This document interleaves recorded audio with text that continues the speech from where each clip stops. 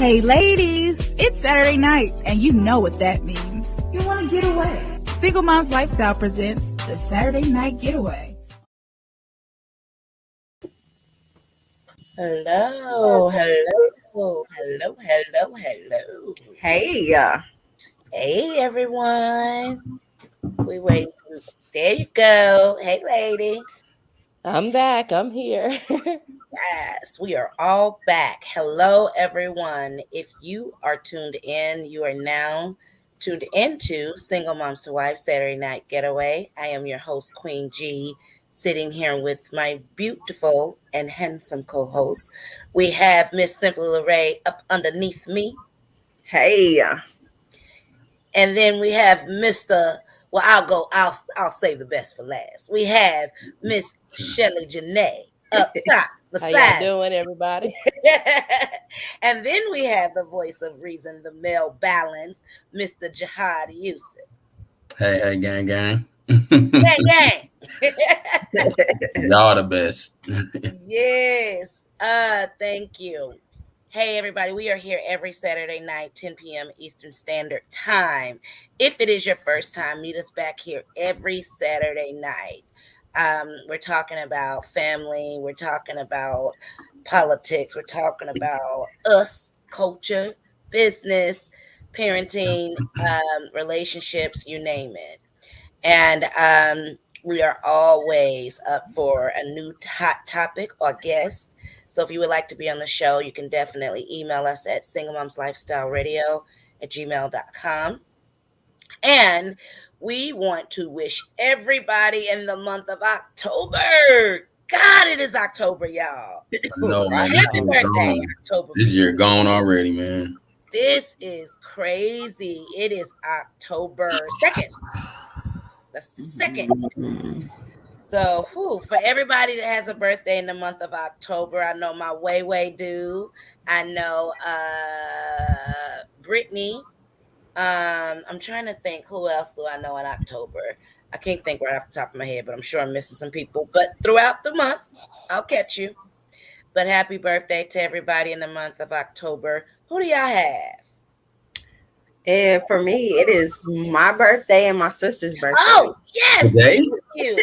No, we are the 9th and the 10th. Okay. Oh, my dad's birthday. Right.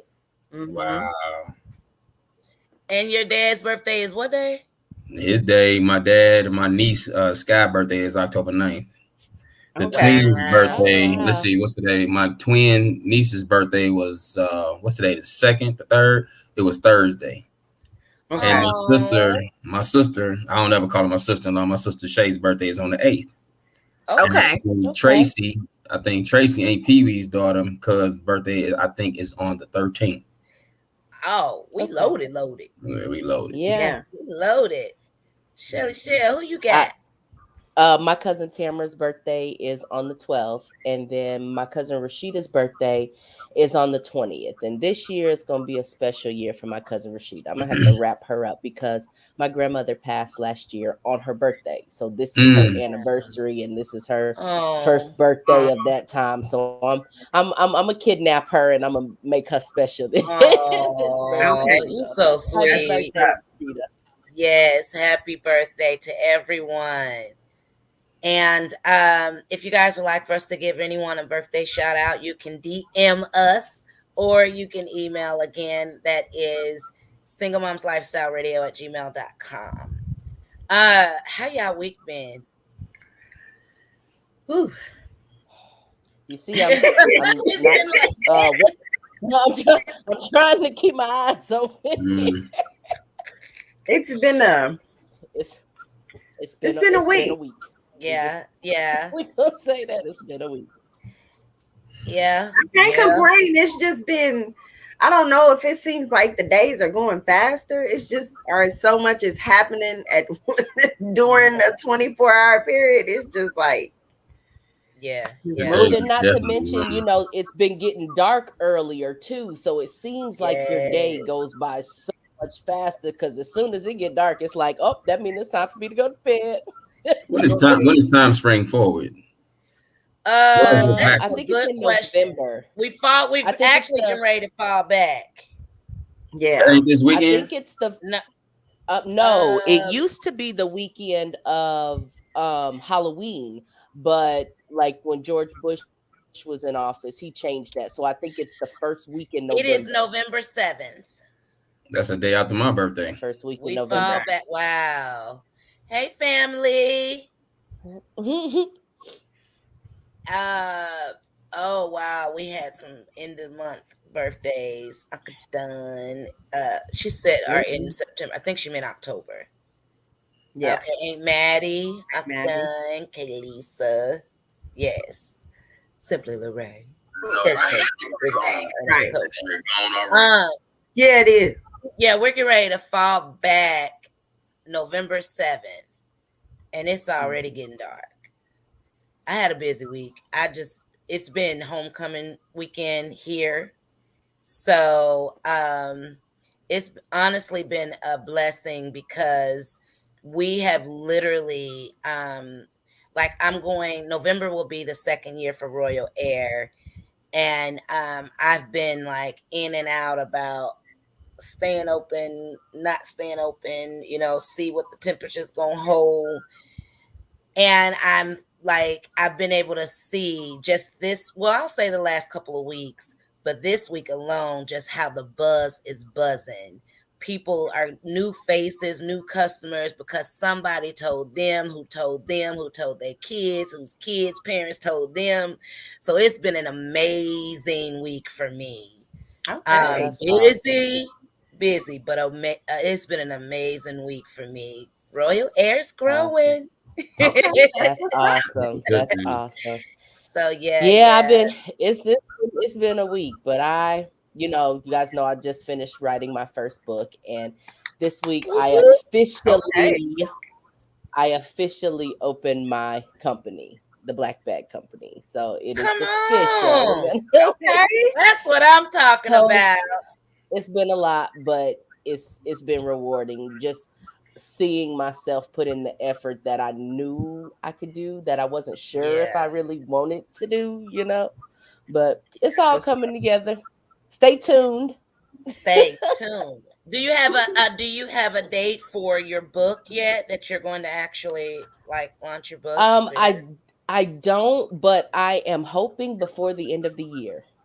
That is Okay. my goal, is before the end of the year. So I got 2 months left. So that's my goal. My goal was to Okay. finish it by August, and I did. And I haven't decided if I want to self-publish or if I'm gonna continue to pursue a publisher, which I have been doing. But one way or another, it's gonna be ready to read come the end of the year. Yeah. Okay. Okay. Congratulations. I'm so happy for you because Yes. I know how hard and disciplined you've actually been in getting it done. So you've Thank had a you. great Thank week. you. Jihad, how your week Yeah. been? I know you got Miss Peaches. Did she go to sleep? She sleep. Oh, she's So so cute. yeah. The week has just Said been said don't make too much noise so she don't wake up. yeah, yeah. Was that 5-year-old go to sleep? She sleeps. She just be crabby and moody because she ain't, when she get a nap, she good. So I hope she don't wake up in the middle of the night like she tends to do sometimes. Yeah. But my week has just been quiet as far as just like thought. It's just been, regular work week, the stuff I normally typically do, you know what I'm saying? New activities I've been doing based on things I need to change my health. But it's just been a quiet week. I've just been thinking all week. That's what I was Ain't gonna been ask. that You week. back in the gym? You back balling? Back Yeah. doing? But I've definitely been back hooping, but I gotta go where the white folks is. I can't keep doing the brothers. Can't Can't stand. keep doing the brothers, man. What? What happened? What they Lord. do? Just man Is the girls. That's killing what I you call what is them, man happening? girls.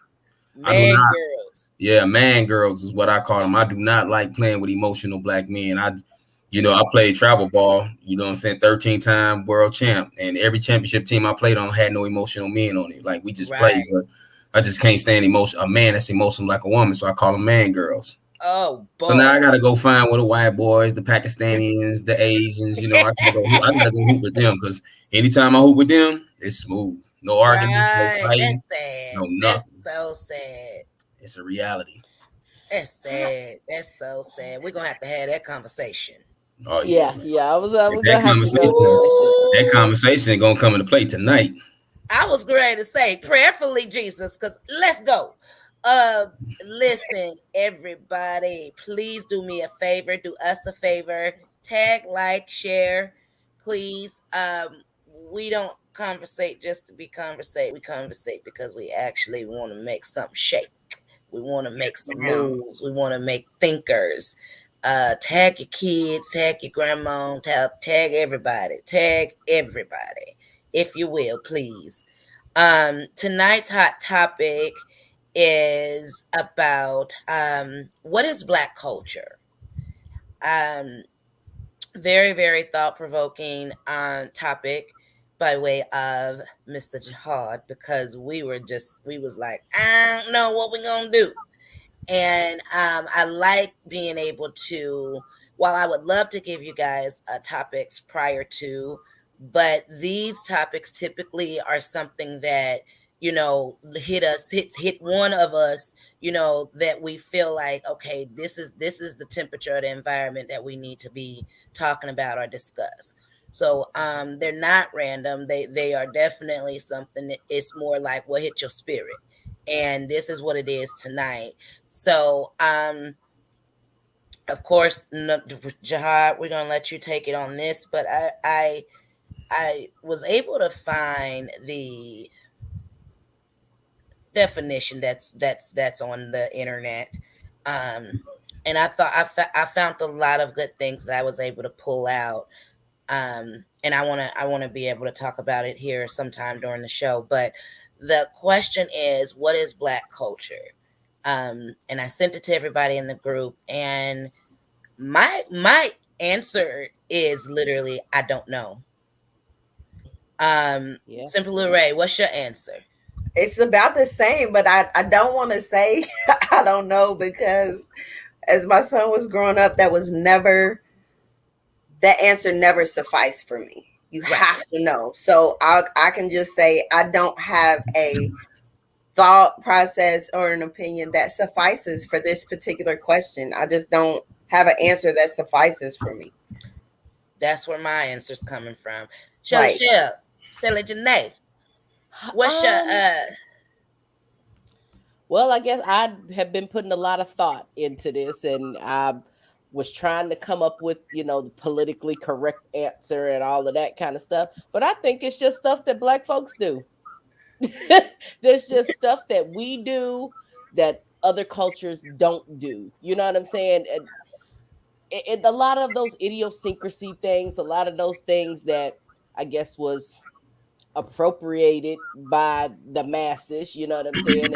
But things that Black people have adopted and just stuff that we do, like you could want to say seasoning in our food. That's a Black culture thing, you know what I'm saying? That's what I think, just stuff that Black folks do.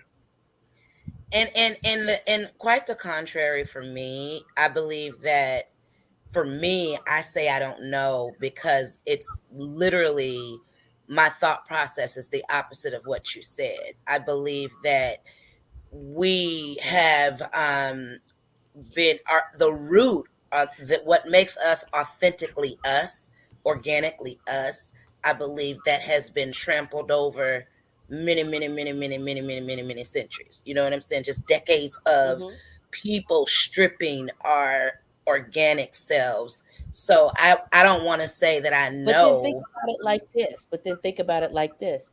If there weren't those things that we do, then nobody wouldn't have had nothing to strip.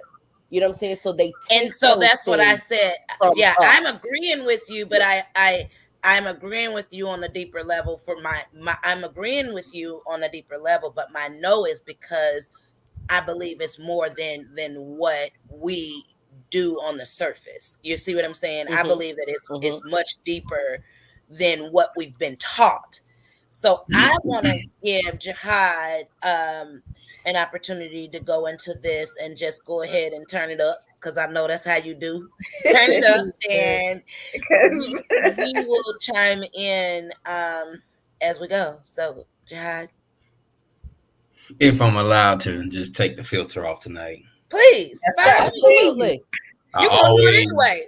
you know, I'm gonna make this brief and quick as possible. So with my history, as long as I've been alive, my experience was that growing up, what I'm saying, of course I had my family. My mom and my dad, we had a good income. My mom worked at Monsanto, my dad was at McDonnell Douglas, which is now known as Boeing.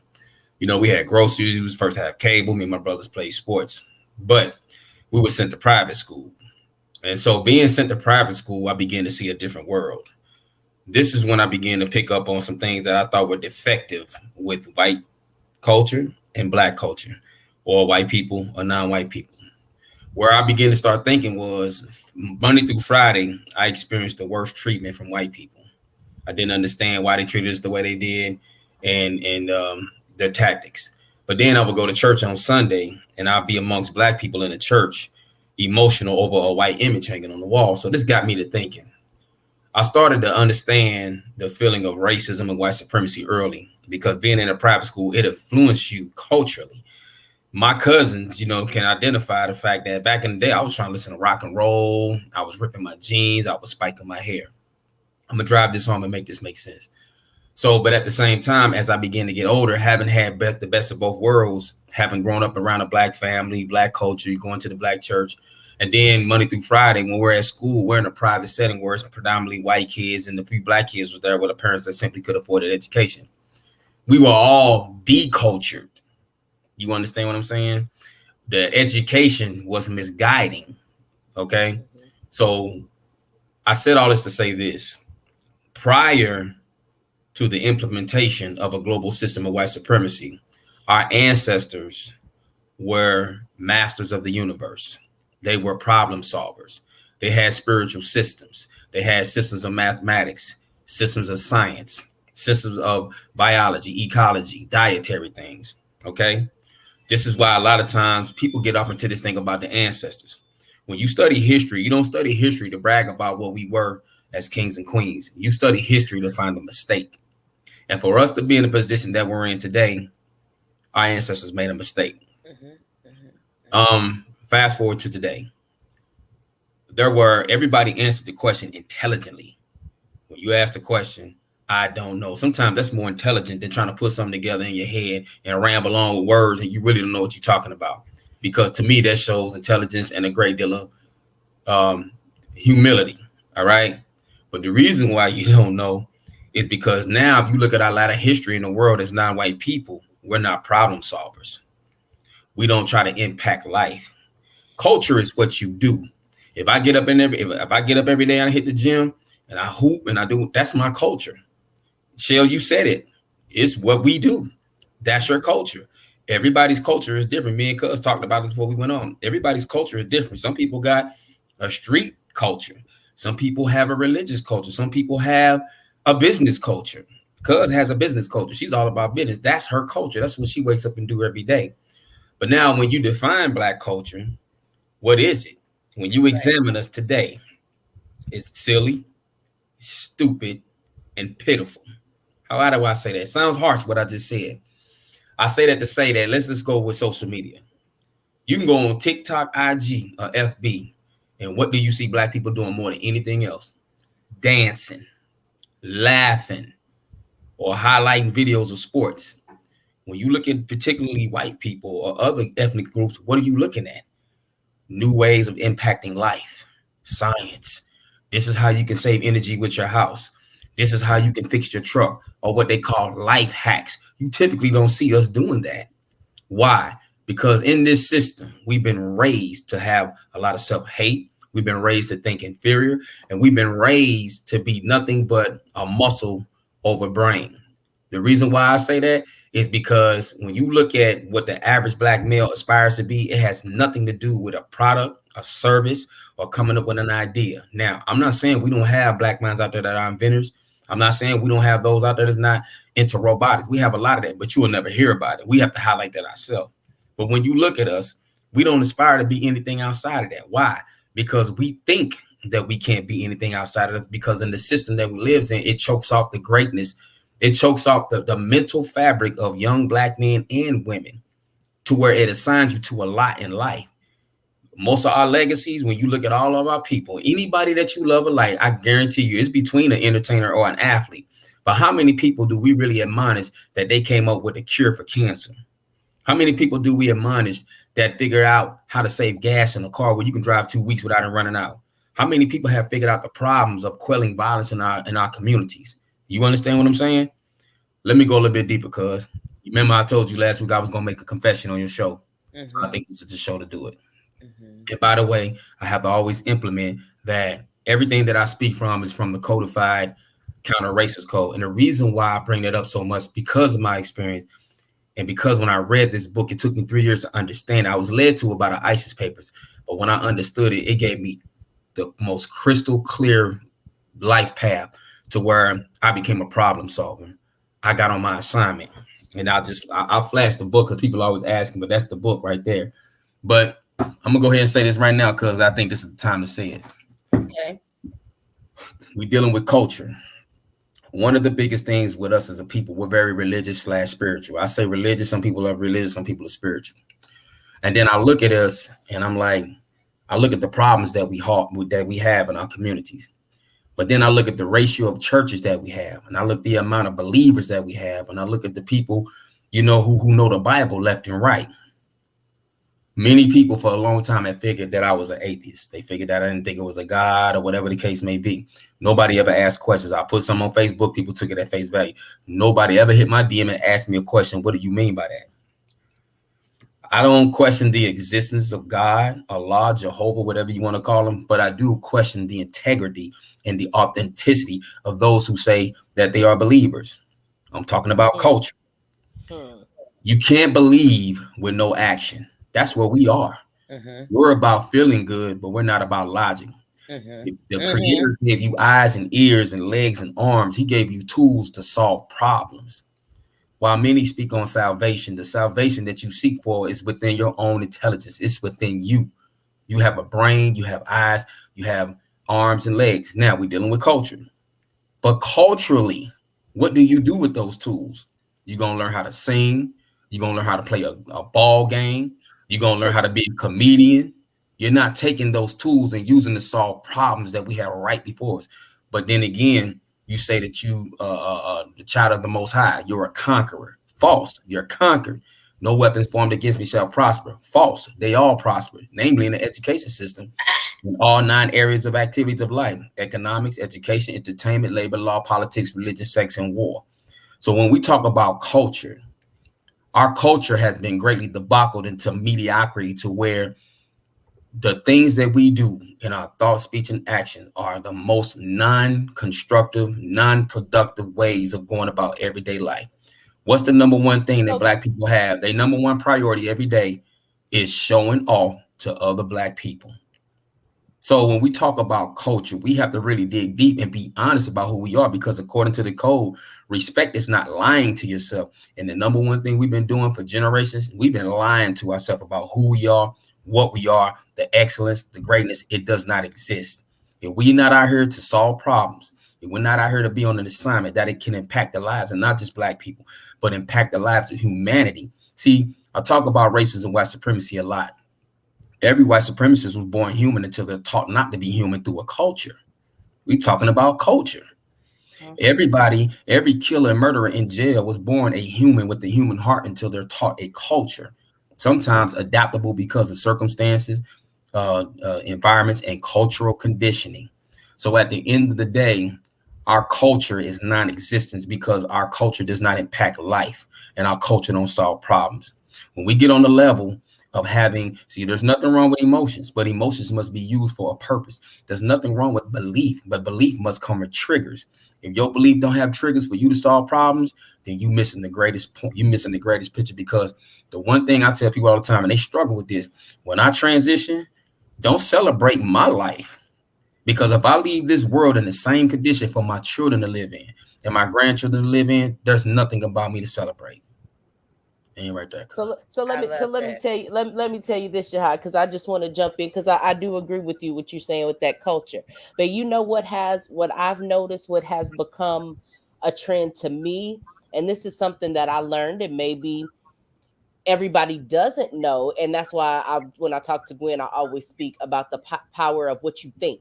You know what I'm saying? And that develops a culture on its own. So, like you say, when you turn to Instagram and Facebook, and what do you see us doing? Well, for me, when I turn there, I see business minds. I see, what I'm saying, people building wealth. I see people buying land. Like, I purchased this book, Millionaire Success Habits. These are the type of things that I look at. And in that, while you say, there's the problem solving, that is the one thing that developing this company is for me, because it's about solving the problem that Black people don't typically understand how to do in developing a business that will suit them going forward. So yes, it is a culture that we live in, but when do we accept the responsibility for ourselves to develop our minds beyond the culture that we have seen into what we know to be the truth? When we develop our own schools to teach our children out the gate cognitive instincts, as opposed to the cultures that we've been taught by the system of white supremacy. Second of all, you hit on something that's so dope. I feel you on that, because when I went through my little health situation, I really felt it was time, and Coolie, that's Queen G, that's my girl, her and Jazzy was on it, but I really felt by the second week of my illness, I was done. Okay. But what didn't transition was me, but what did transition and die was values, right? I always talk about values. I'm gonna always say it on your show. So what you said was gold, and I'm gonna tell you why what you said is real. Your mind is right where it needs to be, right? So what you saying? I'm gonna go back to social media.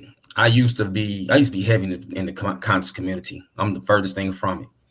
I used to follow certain people, you know what I'm saying, because I admired them and this, that, and the third. But what happened was I stopped unfollowing these people, and I started following the fishing channel, the hunting channel, home channel. You understand what I'm saying? Like stuff that, like I got plenty of food growing things up, it was how just to eat lame to better us Black people. Yeah, it was growing up. We talking about culture. These things was lame to us growing up. We learned how we followed things that taught us how to dance, how to dress, how to be fly, how to be hip, but it don't impact your life. So I feel you on that on social media. So now when I do go on social media, besides my family, because I got some nutballs in my family, but I'm not gonna stop following them. But now you click in my algorithms, I'm getting, you know what I'm saying, all kinds of stuff. Oh, you watch the Animal Planet? Yep. You watch stuff about botanicals and garden? Yep. Because this is I live in the universe. I need to know this stuff because I look at it and I'm around it every day. But you want me to look at you because you got on a pair of $600 Balenciaga, what them shoes called? Cause them Balenciagas. So now after I done looked at you, after you didn't wear your $600 shoes, then what? Come on, Jim. Okay, I want to read the comment. It says, "You're on a jihad, but don't exclude all other races. We are all programmed to believe what they want us to believe. The reason for someone to discriminate is because they are scared." So going into the code mode, scared of what? Right. Scared of, because that comes to one of the things. That's for Jimmy to answer. That's for Jimmy to answer because he. I mean, you can. I'm sorry, Lorraine. You can answer, but Jimmy made a statement. So according to the code, when a person makes a statement, I go into the question mode. Okay. And go ahead, Lorraine, because I got. Oh, what I was gonna say is I was telling Queen G earlier was just the statement that he just said. Someone discriminates because they're scared, and for me, it kind of boiled down to we are culture. For me, we are culture. That's why so much has been stripped from us, hidden from us, lied to us about, because we are part of the foundation of culture worldwide. Mm-hmm. And that's where I was actually going to go with it. Jimmy, thank you so much for your question, or your statement rather. And that's where I was going to go. Every last one of y'all have pretty much summed up my why. I'll put it like that. And the biggest thing is that, like Jimmy said, hit the nail right on the head. My no is because I don't know. It's because of what we've been taught on the surface. You know what I mean? Simple Ray, you just hit on it as well. I don't think that people discriminate so much, in my opinion, that so much because they're scared as much as it is because they lack the knowledge. You know what I mean? Nobody ever, and Jihad, we've spoken about this before. Nobody ever wants to really go back and do the research on who you are, who you're connected to, why you do what you do. It's just we do what we do. Prime example, we'll use religion. I get up and I go to church on Sunday because that's what I was raised to do. I got up and I went to church every Sunday. A Sunday couldn't go by whether I was in grandma's house, mama's house, or whoever, and me not feel completely bad and guilty about laying in the bed and not going to tell you something church about that. because I'm sorry. hold on. But and not going to church because you know what I'm saying? It was it was taught, it was tradition, but I didn't know why. I didn't know why until I became an adult. And now my belief has switched from that of religion to spiritual because I've had a spiritual experience. And so now if I go to church on Sunday, or if I go to church online, or if me and God have church right here, you know what I'm saying? Just he and I where I am, I understand it on a different level because I had to actually have that spiritual experience, you know, and understanding in my why I did it. But for the most, I did everything based on tradition, based on this is what I was taught, not if it was right. Nobody ever asked the question, is this right? When you are in a position to take the pencil and write your own destiny and your own story, we just do it because that's what we were taught. And I think if you look at Black culture today, I see some agreeing with you, Shelly. I see some that have, you can tell, have done their homework and gotten to the root of it, of who we are. But then I also see a lot of people surfing in a matter of society. Society has actually become, you know what I mean, the culture of who we are. Society tells us how to act, how to be, you know, where to be, when to be. So that's why my statement is my question, I'm sorry, my answer to that is the way that it is. I believe that it's so much deeper than what we actually, how we actually function in 2021 as a people. I don't believe we function according to the root and the or authenticity of our culture. Shelly. Well, let me tell you. Well, let me tell you this too. I also think it's more not even about tradition, but also about the jealousy factor that all of us house within ourselves. That it's not that I can't stand with you, but I don't want you to stand further in front of me. So I don't teach you everything that I know because I think you're going to get more than me. Instead of we all understanding that if my yard look good and all of that, and my house is the biggest on the street, it don't have no value if my neighbor's roof is falling apart. So if you live in the biggest house on the street, but your neighbor's roof is falling apart, you can't go help your neighbor so that all of y'all property values increase. That's the problem where we come in not only the tradition, which yes, there are those things that we pass down that we really don't know why we passing them down and we just keep doing them and doing them. But there's also that thing within us that says, I can still get ahead even if my sister get ahead, or I can still get ahead if my brother is doing the same thing. Because you know what this country does not lack, and that's resources. And they ain't shipping them in from any other planets. There ain't and there's always enough because everybody don't have the same dream. Everybody don't have the same wants. But if you don't allow yourself to give that for the next person, then it's all gonna crumble underneath us if we don't allow ourselves to share in the knowledge that we have. And when you share that knowledge for somebody to say, oh, I don't believe that, so I don't pay attention to that, instead of opening up your mind past that to learn something that you may not have learned before, something that you didn't know to say before, you know what I'm saying, a thought that you may have not understood to think, as opposed to, like Jahad said, just saying stuff and just keep saying stuff because that's what the world expects you to just say stuff to say stuff like that, instead of understanding that your words have more power than anything else that you do. I absolutely agree. And I want to go ahead and share with you guys the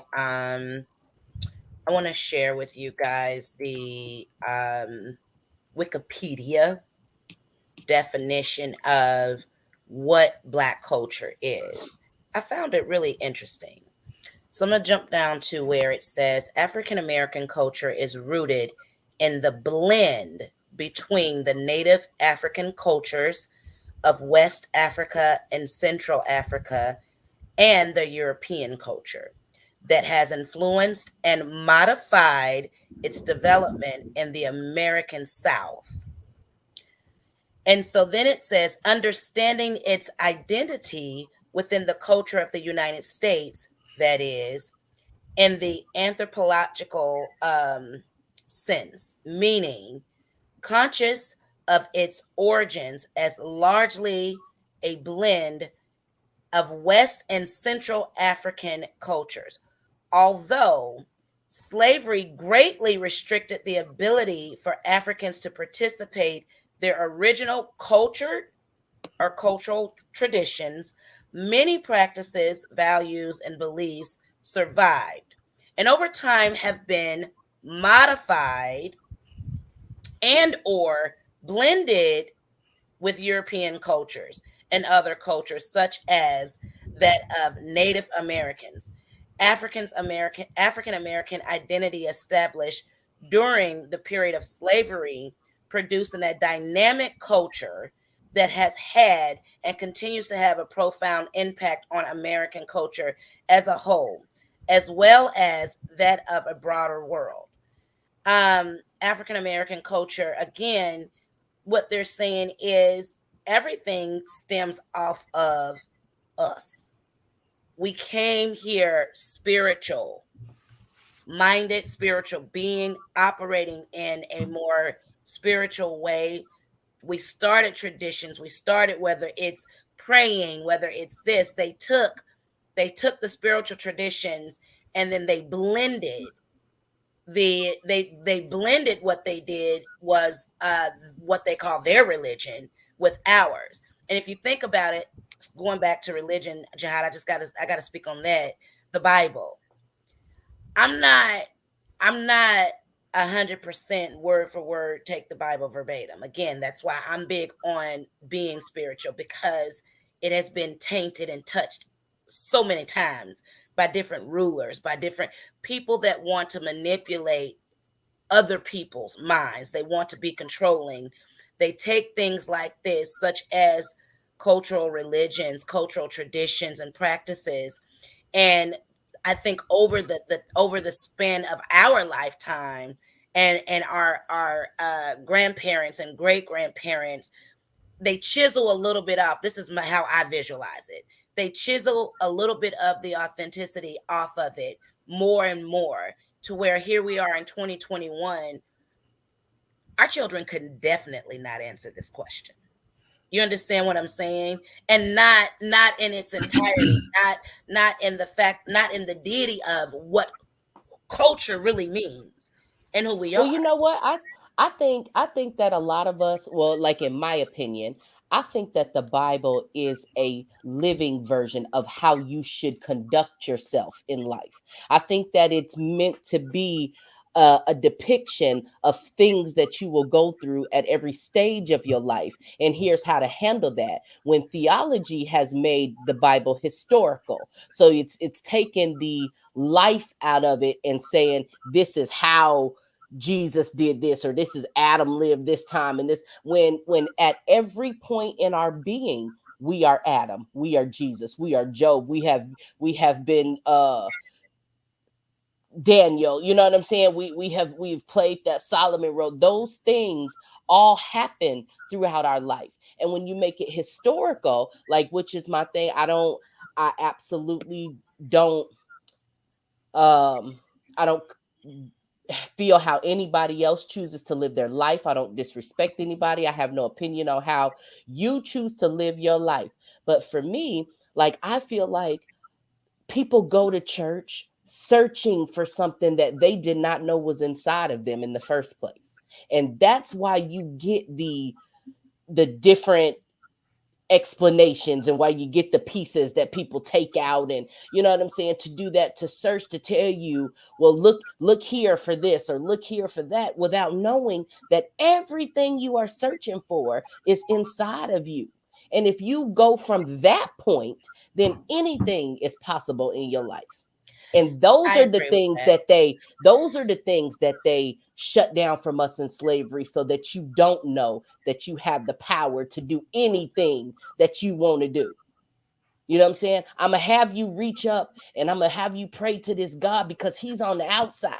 So because he's on the outside, you're looking for him to fill you with something. But if I let you know that that's really on the inside of you, then I don't stand a chance.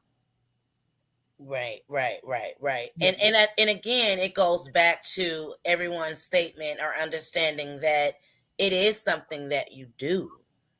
But again, even in saying making that statement, Jihad, we have to still be able to look at what it is that we're doing, and then ask the question for me is it right? Because and what we do know is if it ain't right, it's wrong. You know what I mean?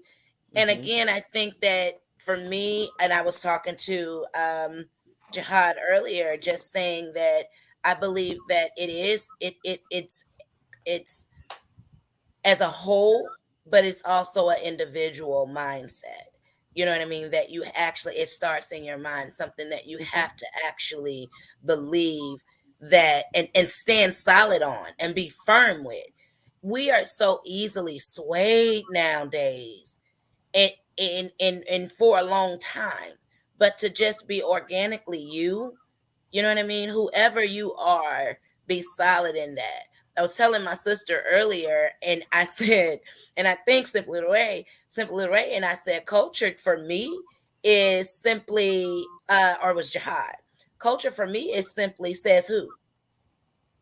In 2021, it says who, because the majority is the one that's setting the tone to say that's not being done right, or no, we don't do it that way, or we don't. Who is we?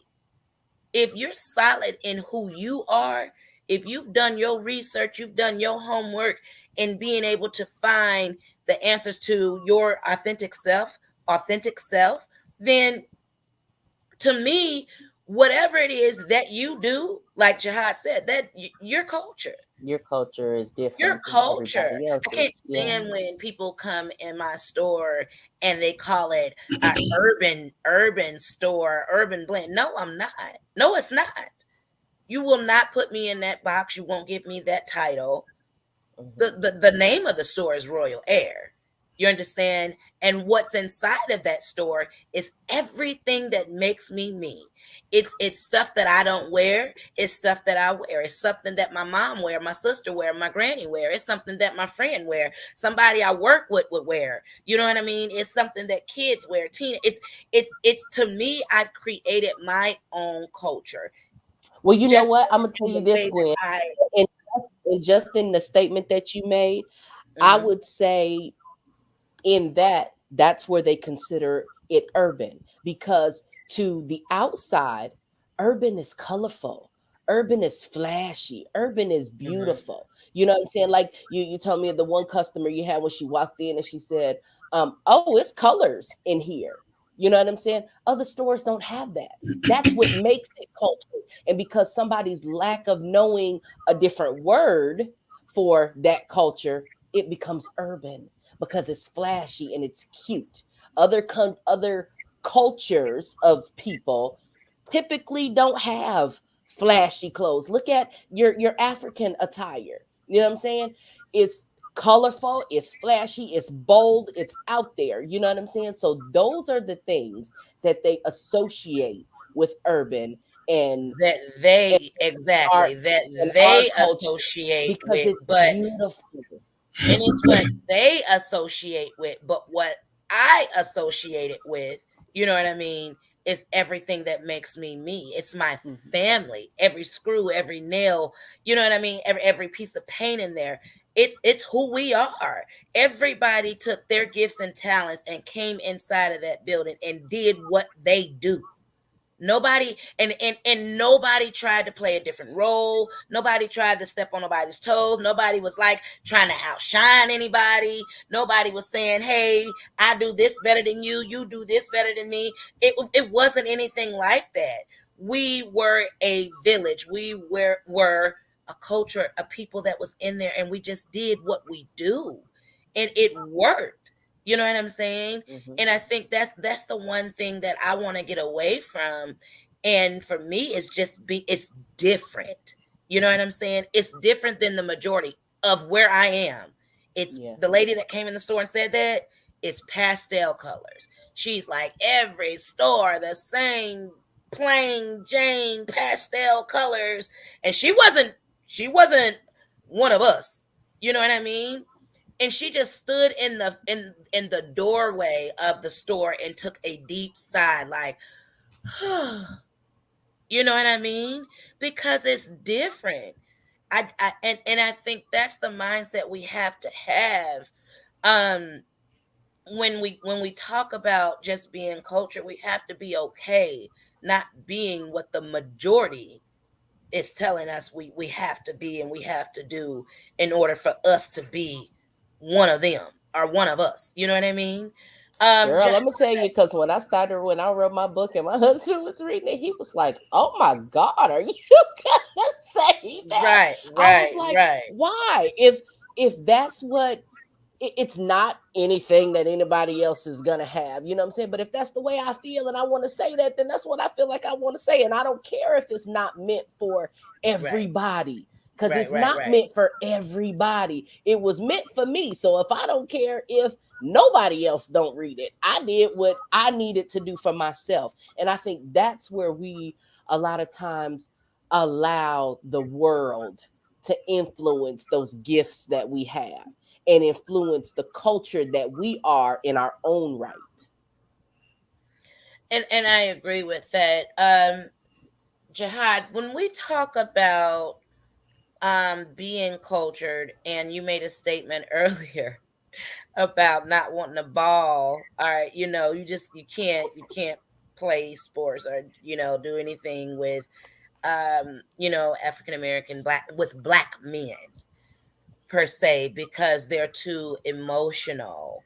And so my question to you is, do you think that they're emotional because, again, what has been handed down, what has been taught has literally stripped them of, you know, what of being okay with being their authentic self, and so they're so busy competing, trying to be what society says you should be and playing these sports, you know what I mean, that they're not focused on the camaraderie, because they're focused on the competition of it all?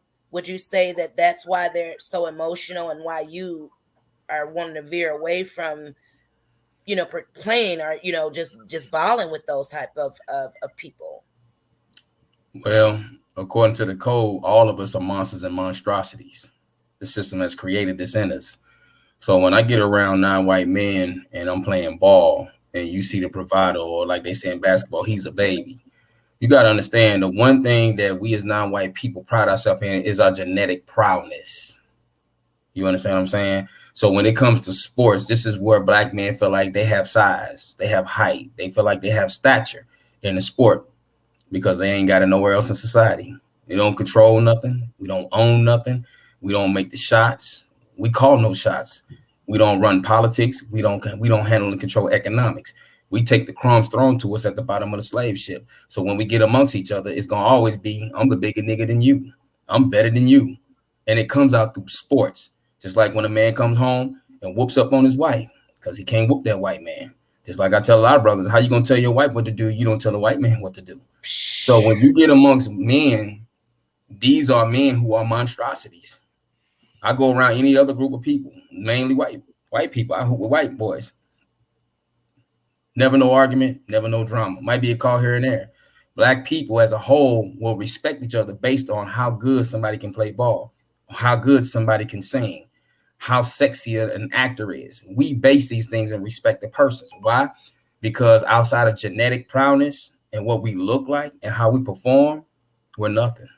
But where does that come from? When you, and I'm glad you said that. So when you talk about all of the things that you just mentioned, who put that on us? Who made that be a standard of what Black culture is?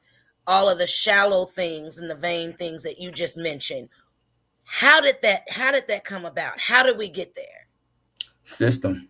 The system of white supremacy. I'm gonna always say that because it chokes every single non-white male and female out. From the time you're born in this world, you come into this world as a victim. When you start to go through the school systems, you don't learn anything of cognitive skills to teach you how to survive. You're not going to learn the same thing that a white kid is going to learn sitting right there next to you in the classroom. So what you have to understand is we have had minds grace this planet before that wanted to be millionaires and generate wealth. We have had minds to create great and we do have a history of a lot of inventors. And I think, like you said earlier, it was whitewashed. It was giving credit to the person that wasn't African. You know what I'm saying? But I'm just saying they whitewashed a lot of things. You understand what I'm saying? At a certain point, by the time you're 30 and 45, you know what I'm saying? You tried this, you tried that, access denied, because they control everything. They print the money. They the ones you have to pay business taxes to. They the ones you have to get the approval on anything that you try to do. Constructive non-white people are always a threat to the system. Now, if I want to come out as a gay man and start a sitcom, they're going to throw all the money in the world at me. If I'm going to come out as a Black female who want to show nothing but ass on TV and act stupid and ratchet, they're going to throw all the money at me. You understand what I'm saying? So this is where we begin to fall off in. They won't allow me to be this, so I'll be that. You can't be a man in the system of white supremacy, but will allow you to be a girl. You can wear those high heels like your sister and your mother. You can go around rocking a man person, wear tight jeans like your sister and your mother. You can walk around with long hair down to your butt like your sister and your mother. But a man, you trying to start a multi-million-dollar corporation on my watch, on my block, in the same industry? See, what a lot of Black men don't understand is true white supremacists don't pay attention to a kid driving a Mustang or these Challengers. They pay attention to Black men who are dirty with overalls on in a utility truck. What is that Negro doing that's constructive? Shit. Oh, he's trying to reconstruct this building that we got the contract on. Well, you know what? Let's lowball him and then let's get a white contractor in here. We're gonna pay him the right salary. And see, that contractor, that brother goes to that because he thinks highly enough of himself to be on his own, but the system don't allow that. This is why Shell was saying something earlier, because the thing about it is all we want is a great life to provide for our families, to have property, to travel the world, right? Shell mentioned something about those creating generational wealth. How many non-white people you know in existence or in the past that have generated wealth past 3 generations? That's deep. They don't allow it if they can. They don't allow it. You know what I'm saying? Thank you. You name any domain, like they'll steal it. They'll find a way to take it. They say Michael Jackson, I could crush him there. They say Prince, I could crush him there. Kobe Bryant, Bob Johnson that sold BET. Anybody that you can think of who's had a legacy built in this world, it has either been bought out or severely whitewashed, or they just no longer own it no more. Or like Seneca Village, it was just covered over and turned into a park. Let Royal Air blow up, and when you start opening chains across the country, they coming for you. Yeah. We can't let this Black female have a bigger legacy than what's the lady that the white lady that everybody like that went to jail with Snoop for smoking the weed. Martha Stewart. Martha Stewart. We can't let no non-white woman get bigger than her. We allow Oprah because Oprah's our nigga. Actually, but a woman that's for her people and the people. See, what people don't understand when I talk about the system of white supremacy, this is not a pro-Black based counter code. See, to be a universal man and a universal woman, that means being able to exist in the universe in any environment around any group of people in all your thought, speech, and action. But you must be logical in everything that you do. So when people say that, just like that meme going around on FB, them people who's trying to get you in pyramid schemes, are they rich today? No. Most of those pyramid schemes with white folks dropping Negroes down, say, hey, you get this many people, we're going to give you a BMW, and we're going to give you this mansion. But they didn't tell you that this business going to burn out because they master marketing at the markets, and they know what's going to be hitting 10 years from now. So it was a trend that somebody non-white put their whole life into. So at the end of the day, when I'm around black men and they're so angry, that's because they're choked out of society.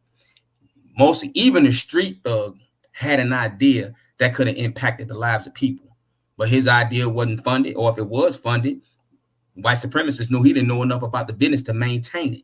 So what they do, I'll give you, if you don't believe me, check this out. When you look at if you look at every black entertainer, whether they're an athlete or an entertainer or whatever, what are they surrounded by? Who are their advisors? White people. Now you go and show me white entertainers and athletes that's surrounded by black people. There's your answer. See, people think white supremacy is a behavior. It's not a behavior. But you know what? It's a system. That's really why people don't like LeBron. And I'm gonna tell you, I wasn't a LeBron James fan in basketball or whatever. But LeBron, his crew is the crew he went to school with. When I get rich, y'all get rich. And that is what I mean about people not wanting you to have more than me. Because at any point in that time, yes, he's the superstar in that whole group, but his friends have entertainment companies, his friends have television shows, his friends are producers, you know what I'm saying, they are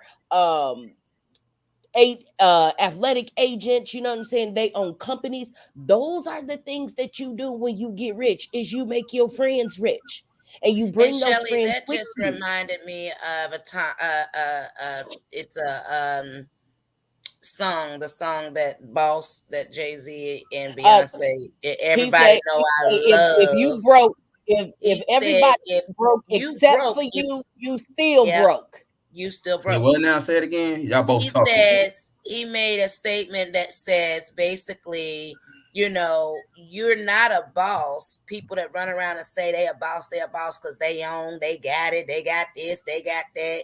But he said you're not a boss if everybody, you know what I'm saying, that's next to you is broke except for you.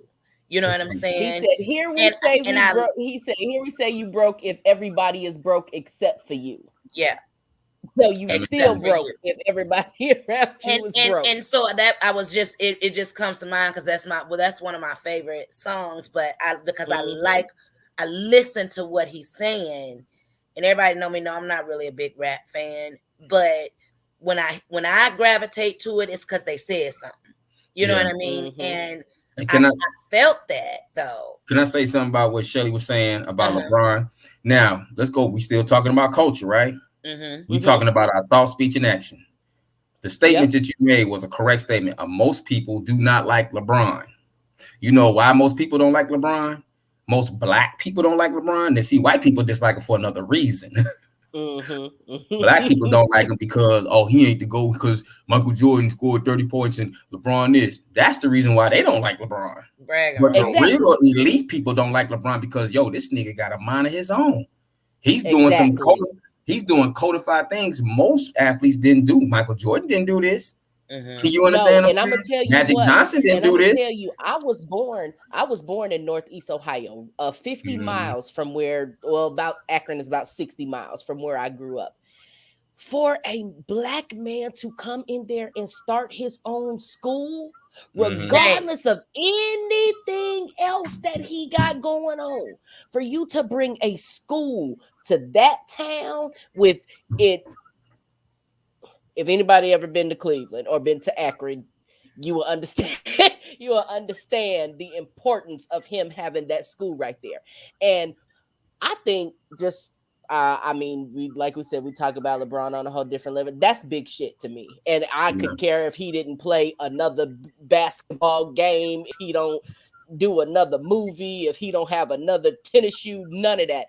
That school above anything for me is legacy worthy to be called the greatness, whether you don't win another championship, whether you don't do another thing, because you took that wealth you learned how to make and you came back to build children, because children are the most influential people in this world. And to give them a mind that says, I can do it, that changes the game. And it also goes back to what you were saying, Jihad, and those are some of the things that you mentioned when you say, actually living out a purpose that's greater than, you know what I'm saying, Oh, I'm serving your sorry, and I own. don't mean to cut you And off, but he did it with his own kids. He didn't go to another country and find no kids to make look good right, on the screen. right, absolutely. What are you talking about? He Sorry, did I what ain't with mean his to own cut you. kids? Huh? No, He I did said what with his own?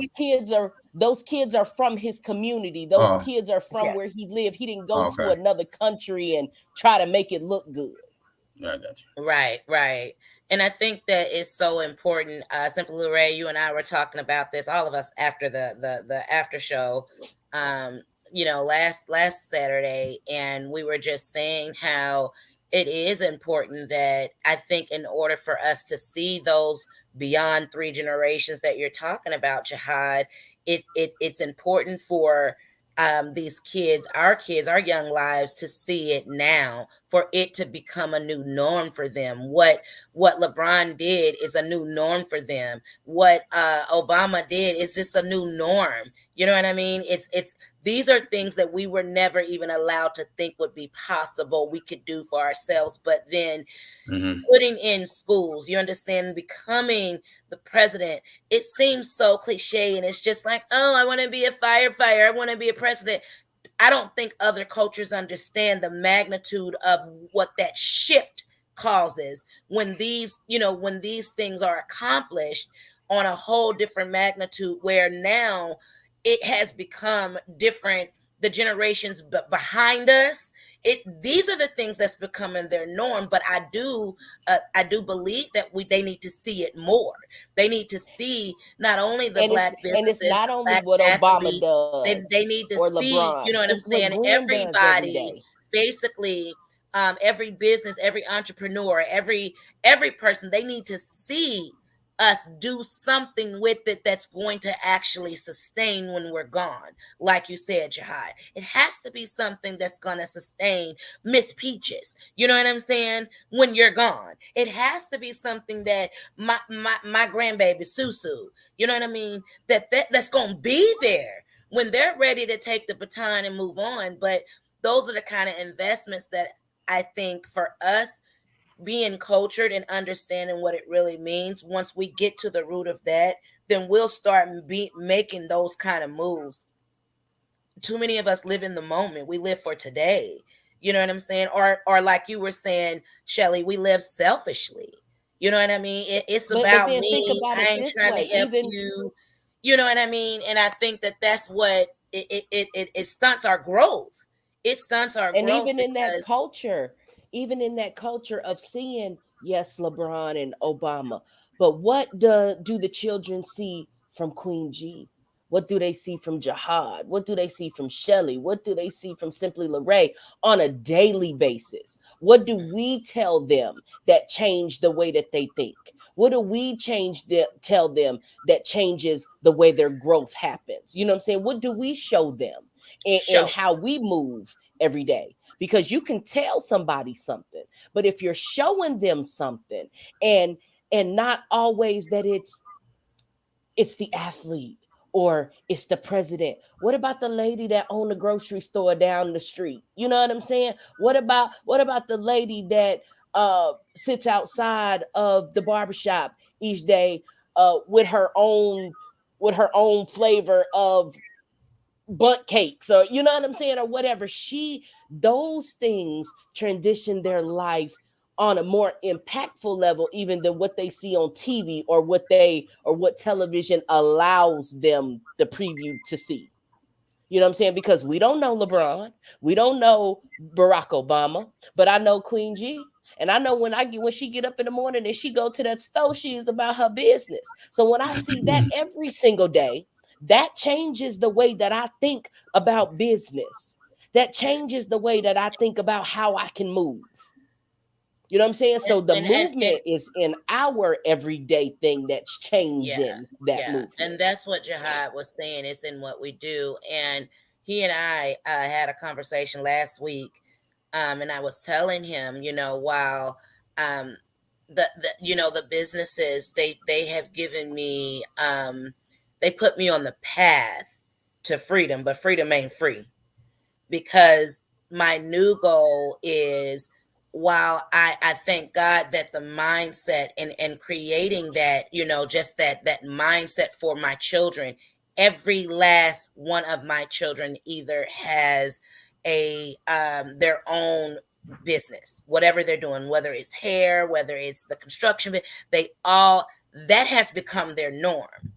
And now I have the responsibility still to not only have them be have them be business minded and have the mindset of being, entrepreneurs, but understanding that it's levels to this. And so my newest task is land, buying my own land, building my own, owning my own building, because it's cute, it's nice, it's a move in the right direction, but I'm still under someone else's authority. They tell you when to open, when to close, and then you have to still pay them for you to be great. You got to pay them for you to have and operate your business. So freedom really ain't free. Let me And so ask you this now the question, next and thing what that you they just gotta said about see that us money. do is they have to see us begin to literally 100% own and operate. That's my new thing. Own and operate. Because it's one thing to own, it's another for somebody else to have their hand up your back and you still be their Yes. puppet. It's certain things that I'm restricted, and it jumped out at me when I was reading the quote unquote Wikipedia definition of Black culture. And I was reading how it was saying that slavery basically is where the restrictions on us began, where we began restricted. And I kept thinking, God, that's how I feel as a business owner, as a Black business owner, as a female business owner. I feel restricted in being able to get help, all of this SBA money, all of this PPP, this, that, and the other. They had to set aside probably less than 30 days, maybe 14 days, just to be able to go back and try to right the wrong that they did with African American, Black women business owners. They set 14 days aside because they intentionally denied us. They intentionally denied us for reasons that were not justifiable. But it was ironically Black business owners, female business owners at that. That's Let me not ask you this. Let me that's ask you this. How does culture play into the fact of a statement that I seen, or a post or something I seen on Facebook, about I think his name is Young Money. His girlfriend bought him 28 acres of land. And every single post that I heard, that I read about this, or every single video, somebody had an issue that this Black woman bought this land for this Black man, regardless whether he's her husband or not. Why is that a problem for him to be able to have wealth, something that's going to bring him, like you say, Jihad, those generational things? Why is that a problem? Because it came from a woman that ain't his wife. What? So what about our culture makes us think that we can't do something good for somebody else and we ain't getting nothing out of it? I'm stuck on the fact that nobody understands what the land part meant. But Jihad, you want to answer that? That's my whole thing about that whole statement. When you said about the land, that's what triggered my memory about that. And that's what I think, that aside from whether they ain't married and she did this and she didn't do this for him and he don't do this for her, it is land, boo. It's land. Jihad, you want to answer that? Well, in a situation like that, where it was an issue for a Black woman to purchase 28 acres for a Black man, you got to kind of look at the state of us as a people. I'm gonna always go back to the subconscious mind and education, early childhood education. The only time you have, I always say I try to put things. I'm trying to make it simple. Neely Fuller's classic quote is, if you don't understand white supremacy, what it is and how it works, then everything else that you understand will confuse you. I know for a long time in today's generation, black men are not what they have been in the prior generations. I saw strong black men growing up, but nowadays we're dealing with a different dynamic as far as what black women have to deal with. Black women subconsciously know from the time they're a little girl, black men don't have a power or anything over your life. He didn't create the job you go to. He didn't build the house you live in. He didn't manufacture the car that you drive. But at the same time, after a woman begins to mature and understand that a man has to have more than sex appeal, then where does his responsibilities and problem solving comes in? See, before that, you kind of disillusioned because you want the strug, you want the thug guy, you want the street nigga. But then when the baby and other responsibilities come in, you find out that he's really just a boy. So we've been dealing with this for the last 20, 30 years of men who've been slacking in their responsibilities. You know what I'm saying? As far as why? You got to give me the why to that. Why? Because again, the education system hasn't sufficed them enough to understand responsibilities and problem solving outside of being a muscle, outside of being a sex symbol. We don't have no schools that counter that. Parents don't counter what their kids are taught in school. You understand what I'm saying? And so we're proud when they bring home a report card full of A's when they're really just been miseducated. You understand what I'm saying? So it's not cool, you know what I'm saying, to think that, because I was one of those guys, you know what I'm saying, I had to have a fly shit, you know, I had to have my car right just to draw a woman with no plan. So, you know what I'm saying, once you get past the visual of it, then where's the marketing value besides a look, the sexual value of it? You understand what I'm saying? So a lot of women feel like black men haven't been good fathers, and they haven't. A lot of black men haven't been good with responsibilities or maintaining a home, and they haven't. Some of them be like, man, this nigga don't even know where a dipstick is under an engine. But she went and bought this Negro 28 acres of land. So what they ain't looking at him and his reality with that woman. They looking at every ain't shit nigga they didn't dealt with. That's what he represents to them, especially if he looks like what they understand. If he had on a nigga suit, you understand what I'm saying? Tattoos, grills, dreads, whatever you want to call it, sagging pants.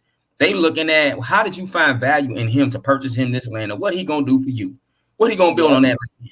You see what I'm saying? So subconsciously, but that's our culture. Our culture, one of the biggest things that is prevalent in our culture is self-hate. When it comes to dealing business, this is why I say I'm not pro-black. When it comes to dealing business and I have to deal with one of us, I'm terrified because I don't know what I'm getting on the other end of this individual. Are they gonna treat me right? Are they going? I hate when I deal business with one of us and they just want to lay back. Yeah, my nigga, you know what I'm saying? I got you. I'm gonna give this tie over here. You understand? I don't want to be addressed like that. Be like, hey, what you doing, sir? You know what I'm saying? I got a quality tie for you.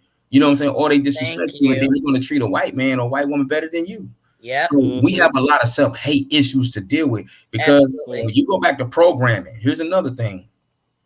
No media magazine, no medium, radio and television. Jet, Ebony magazine only highlighted the goodness of what we look like, or entertainer, or sports. Right? We had Black Enterprise, but Black Enterprises started to be whitewashed with the tactics and strategies that they were offering for Black people. When you look at TV, you don't see no strong image of a Black man. So when you see one, he's like a ghost. This ain't real. He's a dinosaur. Because what I see on TV is feminine men, homosexual men. And if it ain't that, it's a thugged out dude who beats on his girl. Just look what everybody going crazy about on Stars. We went from Power to Kanan to BMF, and we call that a legacy. A Black man dealing drugs. We're gonna behold that as great history when that's really like that's all they showing you. Spike Lee came out with a movie with 3 kids that were geniuses. It was on Netflix. It was on Netflix every bit of 3 weeks, and it was gone. You understand what I'm saying? So again, I could do everything I can for my children as far as raising them right. But here's the truth of the matter. The outside walls are more powerful. My son can sit up there and watch me score 32 points in a league game, but he's still gonna talk about LeBron. So at the end of the day, we do the best that we can, but we don't have networks to show us in a different light. And if it is shown in a different light, our own people believe that ain't us. That ain't what we do. You remember when Bill Cosby came out with the Huxtables? Oh man, Black people don't live like that. Why can't we live like that? Why can't we like? Come on now. But then when Empire come out, it blows up. It gets 4, 5, 6 seasons. Well, Huxtables really created a generation of young men and women that are Black that are actually living like that. They just not gonna show us. And I'm gonna tell you, my husband. trying to destroy him now through media because it worked. Mm-hmm. My husband is like the spokesperson for the Huxtables. Like it's like that is the life that I strive to have. You know what I'm saying? To have Me successful too. Black parents and successful Black And children in your life. Like today, my cousin asked me, she was like, "Well, what are y'all having for dinner?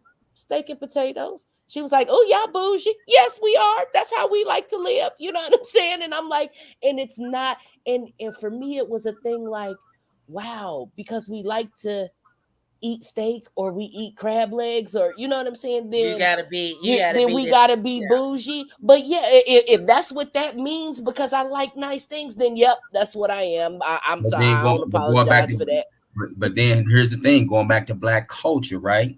You just brought up something about what they were saying, because you got a lot of people that say that's acting white.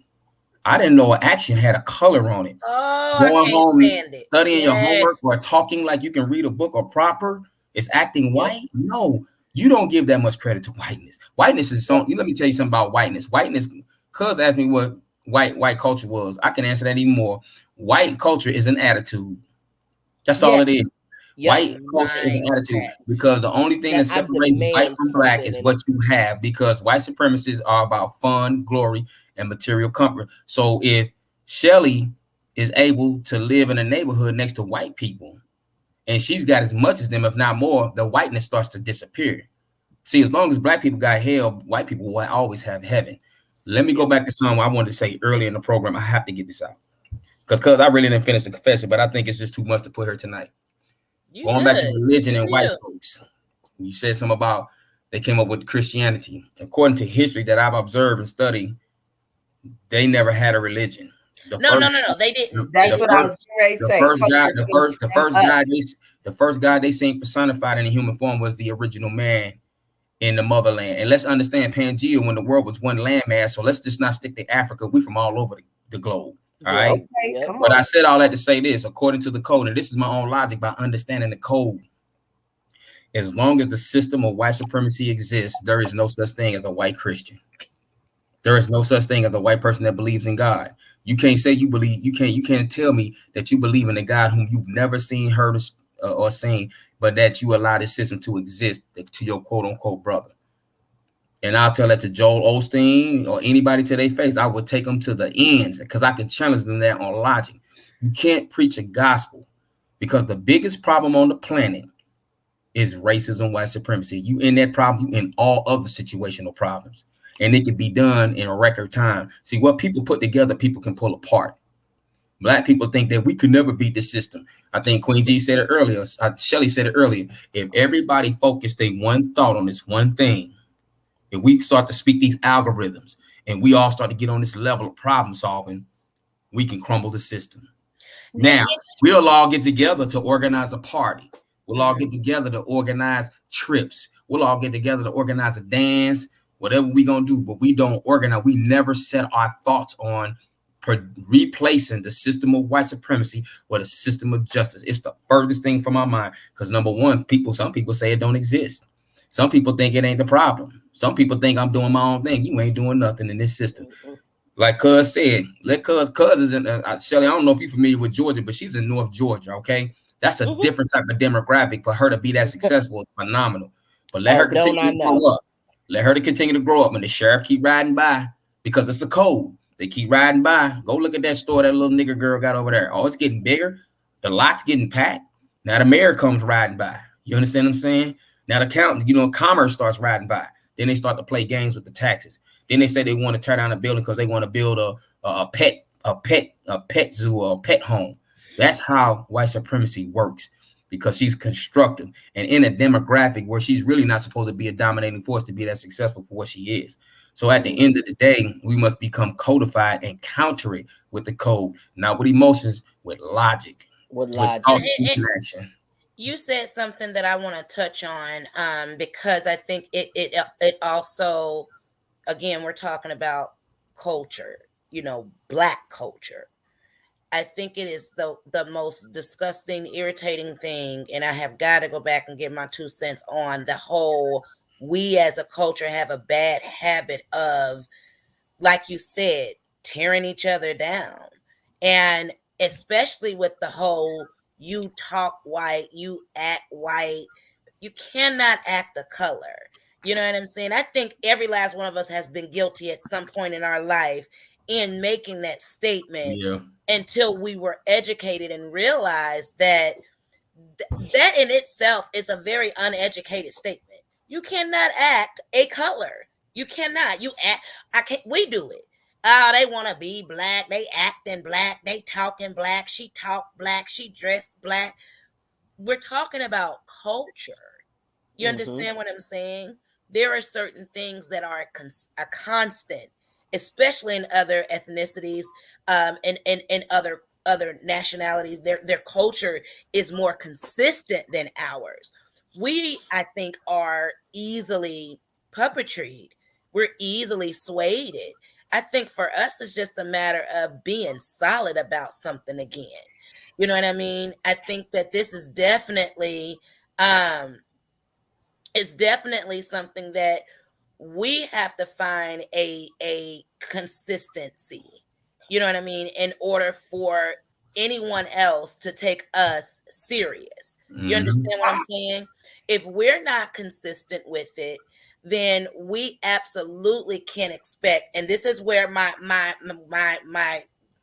opinion and my beliefs about the Black Lives Matter, why I ain't in a position right now. I'm not in a headspace to take them serious right now, because we have to get to the point where everything that we want to be respected for, known as, we want to be a constant in our community. It's just a matter of leadership. It's a matter of accountability for me.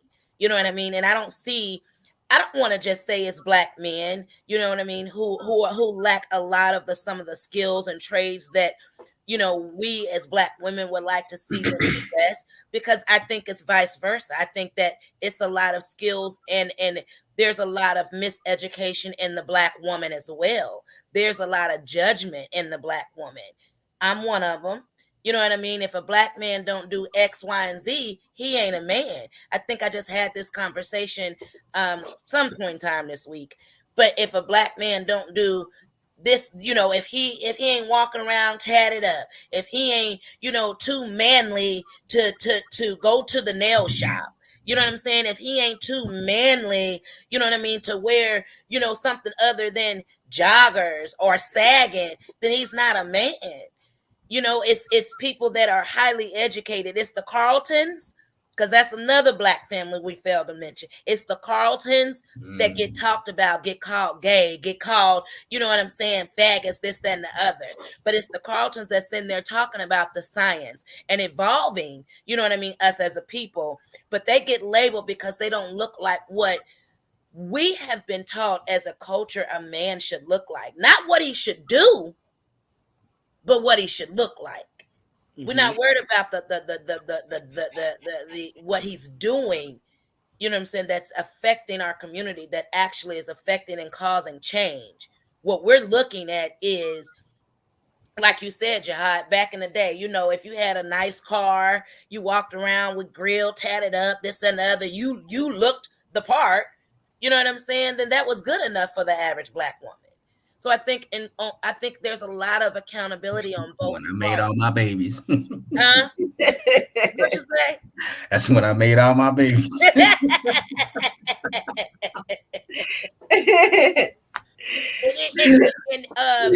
Y'all, we have got to say hey to my girl. Yes. Dr. Status Quo was in the comment box. Hey, boo. She made a What's up, comment, and I love? want we miss you. She made a comment and she said, yes, it is ignorant. People tell me I act white all the time. And I can Now you know understand what? that. I'm Can I sure. can I say this? Can I Go say ahead. this? Go I ahead. think people use that statement as you act white because in a black person's historical makeup, those things you said been passed down from generation to generation, the thought that you could stand in your own skin and you could be happy with who that is and you can walk out the door and not feel like the whole world is against me and that I can do it and I can make it, and I that's only stuff that white people was privileged to do. So when you say you act white, that's because you're telling somebody, well, I don't think that I'm privileged enough to hold my head up like that. I don't deserve that to be I able to feel you. walk down the street, you I know what I'm feel you. saying, without the police hounding me. I don't feel like I deserve to drive my car and go to the gas Right. station without somebody pulling up on me and robbing me. You know what I'm saying? That's what that you act white is about, because I I demand those things. I know I Yeah. deserve those things and I expect those things. And so when I carry myself that way. And if you feel like that's what only white people get to do, white people only gonna ever be able to do that. You're the problem if you feel that way. And Exactly. that's something that I Exactly. had to come to grips with. Not just status quo. I got that a lot when I moved down south. I honestly did. Even when I moved where I'm at now, I got that a lot. Of course, for us, because we are such a diverse culture, that I'm somebody well rounded thanks to my mother. Hmm. I did say my mother, thanks to my mother, my raising, my upbringing. My mom wasn't really big on discipline. I can't just say she was one of those nagging mamas that just whooped you, popped you, punished you for everything. She wasn't. Yeah. But there were just a few things with Arnitha Johnson that was a no go, bro. And to this day, it still is. And one of those things is speaking. She Yep. cannot stand for you to speak ignorant. It's not I'm like speaking that. black or speaking ghetto or speaking white, blue, purple. It's speaking incorrect English, not Yep. enunciating. And then not even that, using words out of content when that you don't even understand what it means. You just want to throw your ti on. No pun intended, boo. Hmm. But you just want to throw your ti on and use these big old dictionary words that you don't know how to. My mom was big on that. She was big on etiquette. You know what I mean? Yes. Being able to have proper That's why I like etiquette. your mama. Oh, girl, that's my I like boo. it. If That's everybody why I don't know, like I your am a mama. mama's girl. But that's a lot of the way that I am. And the thing again, my mom made sure we were well rounded in the sense that, you know what I mean. We were city girls, but we were also country girls. We was in Syston in the summer. I mean, in the summertime. For God, I know at least a straight good 13 years of my life. I did it Mhm. every summer faithfully. We played outside in the fire hydrants and the mud and the rain, whatever. We did all of that. But then we also, were able to know how, we were educated on how to carry yourself, how to sit, you know what I mean? How to actually have a conversation that's respectful and not interrupt people. You know what I'm saying? To have a Yep. conversation where you say, yes, ma'am, yes, sir, those proper things, the proper etiquette that a lot of people lack nowadays, and it's considered, like not just status quo said, to be considered you're acting white or you're talking white. That's the most I'm gonna ignorant tell statement thing. anybody can make because you absolutely cannot talk a color. It goes back to your upbringing. And it leads me back to the question, Jihad, what are we, one, teaching our children? And two, what are we, like Shelly said, showing them? It's one thing to teach it. You could talk about it all day long, All twice day. on Sunday. But if you're not leading the example on how to make it happen when you're dealing with a people that already don't believe that it can happen for them, some of us are deemed with the responsibility of the teaching. And then there are most of us that are deemed with this responsibility of the follow through. You know what I mean? Because Yes. Yes. we have to adjust to our children's, you know what I mean, where they are right now. They are definitely a do as I see. And so I think when we Let get me tell when you. we get done doing all the talking, we've got to get to the action of it, because the action of it is what's going to matter more than anything in the world. What do they see and I'm gonna hear? tell you something that made the biggest impact on me. Now, when I was growing up, my grandma was too not the person that did a whole lot of discipline, and I didn't get a whole lot of whoopings and all of that kind of stuff. She did. She was doing her best and her understanding at that time. If you don't go to school, you don't go nowhere. So in her mind, it was about the education. Okay.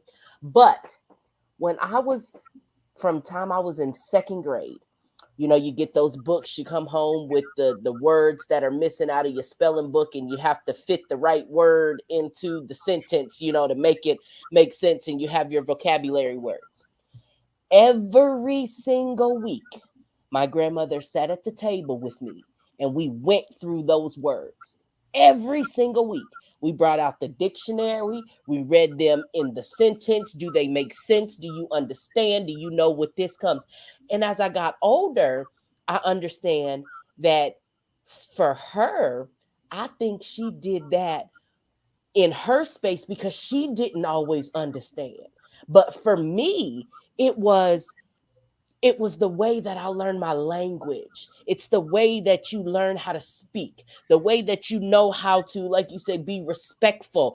Words matter. And when you learn those words in that right context and how to use those words to your benefit, then every door is open for you. So while she may not have understood really, you know, being a black woman that was born in the 1930s in the South, you know what I'm saying?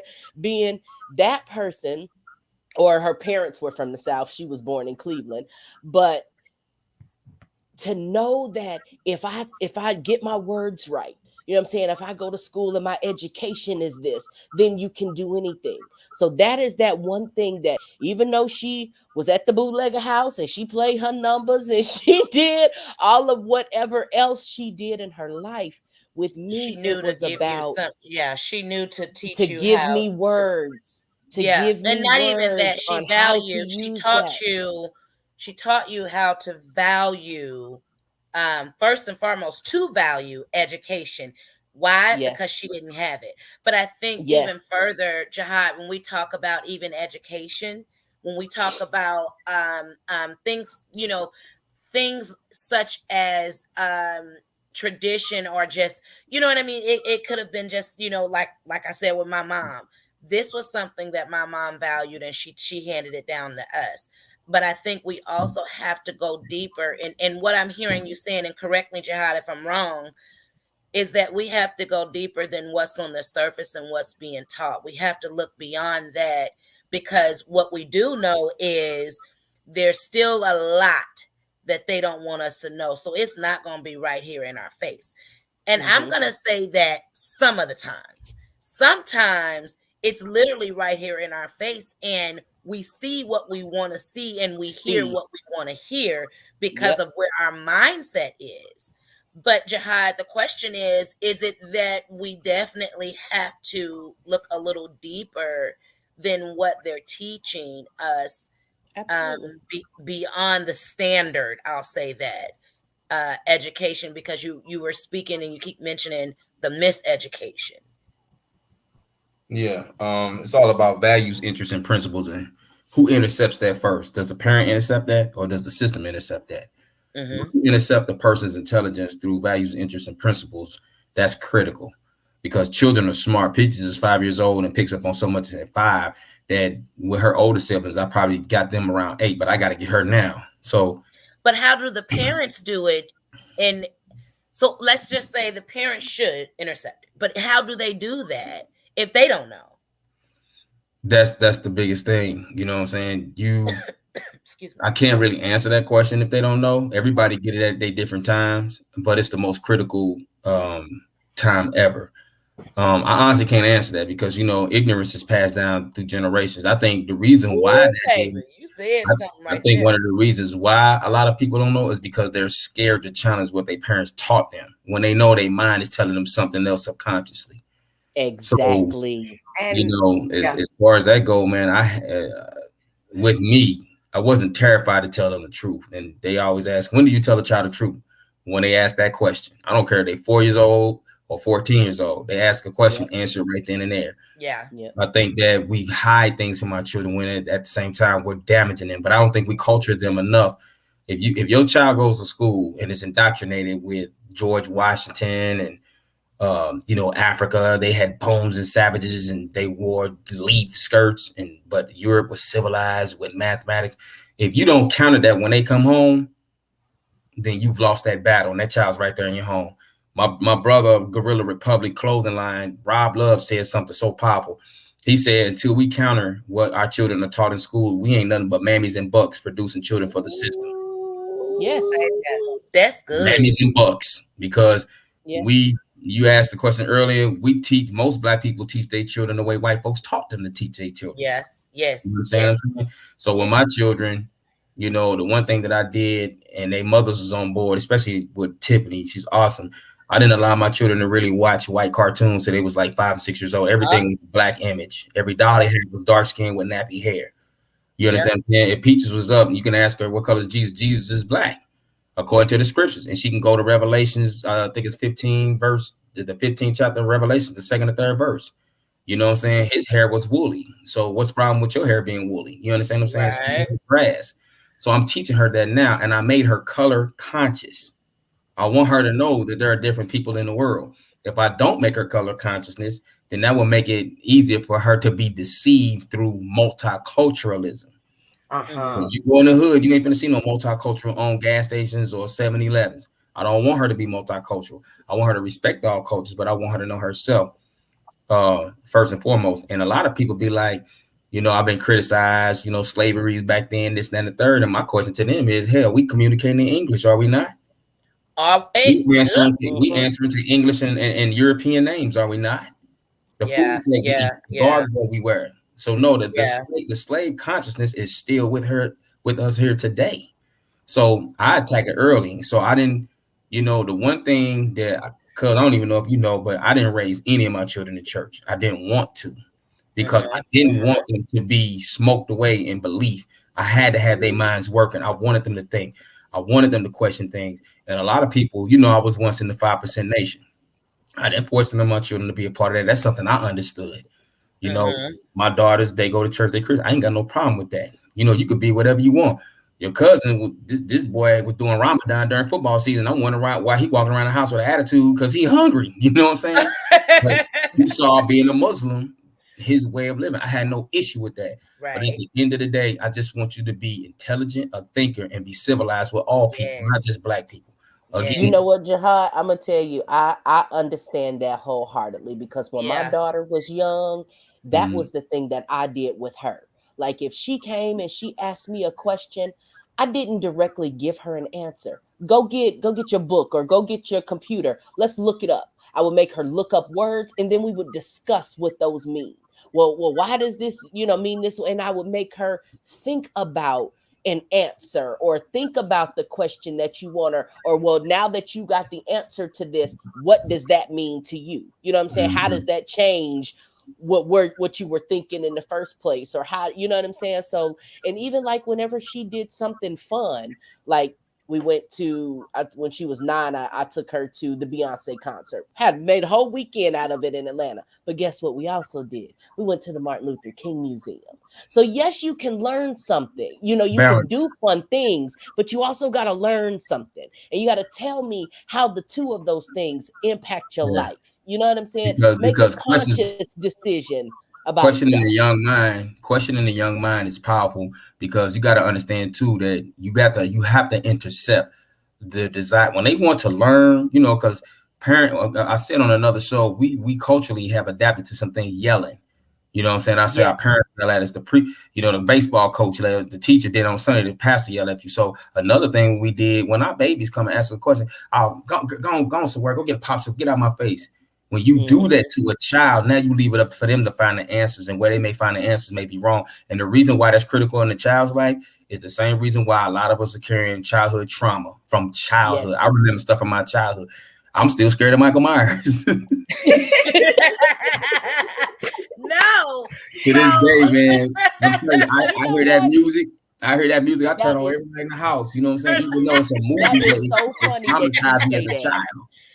That is so not. funny that you We say were that, just because me and talking. my husband just had a conversation about the Candyman, and he was like, "Well, you don't even like scary movies. How you do the Candyman?" I said, "Because to me, he was all about getting his due. Y'all chopped off his arm. You know what I'm saying? He didn't do nothing to y'all." You So going? Did you see the last one, the revised one? I have not watched it. Definitely It's need to on Y'all, watch my listen. it. playlist. It's Let me on say my I this. was a playlist. I Candyman. Let me just say I'm this. haven't. in Candy. I don't Let me say this. The know. reason why Michael Myers terrified me because the No. reason why Michael Myers terrified me because he was a realistic. He reminded me of somebody I knew in real life that had mental issues that was big and sizable. You understand what I'm saying? And I was terrified. So Michael Myers resonated to me, even though he wore a white mask. It was just that I can identify this in real life.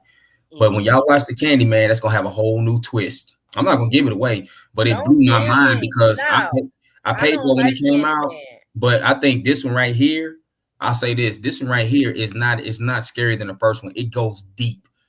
That's So we're it. Yes, talking about and culture. that's We're talking about why I culture. liked It him, make you and think. that's why I Yes, liked him, and it's because going. Okay. I I don't understood like from that Candyman, but first I'll watch it movie if it's the thought deepness of what provoking that It's was with my about. husband. I it'll won't it'll watch it by it'll myself. it'll have its little moments, but none of the moments are like wow. It's deep. It Right. makes you think like wow. Right. Yeah. Okay. Simply Yeah. Lorraine, we were talking and I wanted you, I've been trying to dive in and get this about you. I know you said you learning tonight. I'm soaking it up too. But I need you. We were actually talking about, I mentioned it, but I didn't elaborate on it. The last conversation, Shelly, you was in with the two, where we were saying, I want you to just talk about how the same thing Jihad has spoke on several times with understanding that, you know, the shows. He made a comment about the shows that his daughter watch, and we were talking about that, and just how, was it our kids' generation with the Teletubbies? Yeah, I hated Teletubbies. Yes. Give me that, Simply Lorraine. I was watching that. No, I would turn it off. I would be upset. I could do Elmo, I could do Barney, but Teletubbies, it was just, for me, it was something spiritual and it didn't set right with me. All of them was a different color. None of them were talking about nothing. And they all had this sign. They didn't have a Their sex. identity was this sign. They didn't have a sex. It wasn't a boy. It wasn't a girl. I just didn't like. And then they were never talking about, and they were always jumping around and playing. Teletubbies just never set right with me. I mean, it's kind of like, for me, Teletubbies was like, Teletubbies and Elmo was kind of like, am I going to let them watch Rugrats or South Park? I'm going with Rugrats. Yeah.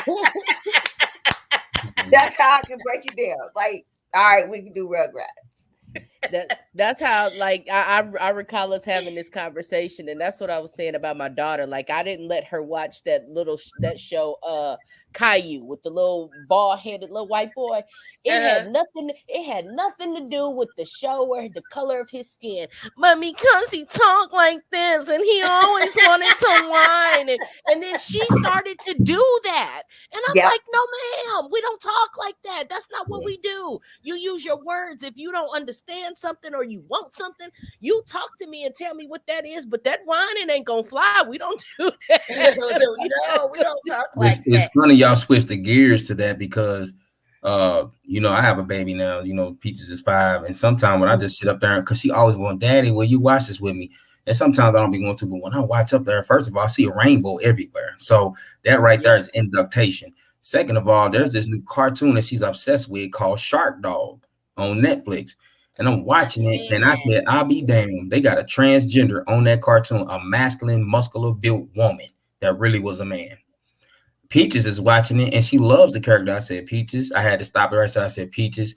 I had to break it down to about transgender, you know, things of that nature. She saw 2 women kissing one. I had to break it down right then and there on the spot. So she's how old? 5, but she's receptive to all of it. But I also want to say before I forget, I want to make a movie suggestion that y'all watch called Sankofa. It is funny Netflix got it. It's on Netflix right now. So if you want to, since we talking about You said culture, it's called Sankofa. Sankofa, Sankof, Sankofa, yeah, Sankofa, Sankofa. And what Sankofa means is to go back to understand your culture. So when you watch the movie, it talks about today. Oh, and Queen G, you said something that hit me earlier. You were like, "We're so easily persuaded." No, we're not. This has been it has been strategically set up for us to be as confused as we are. We're not easily persuaded. This has taken years. Oh God, it's This taking has a taken lifetime. years And I to, think you at know what I this mean? time they're just To trying to just, unravel those things that we, like you and say, whenever think perfectly, Lorraine, that we have it's been. taken hundreds of years in fear. Anytime that any other culture, especially the Black culture, African Americans, you would say, descendants of slaves, have put themselves in a position to build a town, build a city. What do? They bomb it, they blow it up, mass murder. So I think a part of our conversation would be, and with this next generation, once we really start to push forward and obtain land and do these things, are we ready for the fight? Because it's gonna be a fight. And I'm not saying all out war, but are we ready to stand and not sell out? And I'm glad you said that, Simply Lorraine, because you know what? Hey, Simply Because Lorraine, that's you the good, problem. but you can't help them over there. Or in order for you to go a little farther, I'm gonna need you to do this, and this. But I know that with the people that are coming after me or watching me, it's gonna, you know what I mean? It's gonna throw them off course. So, are we ready for that? Well, the problem is with a lot of Black people, they look at it like it's work.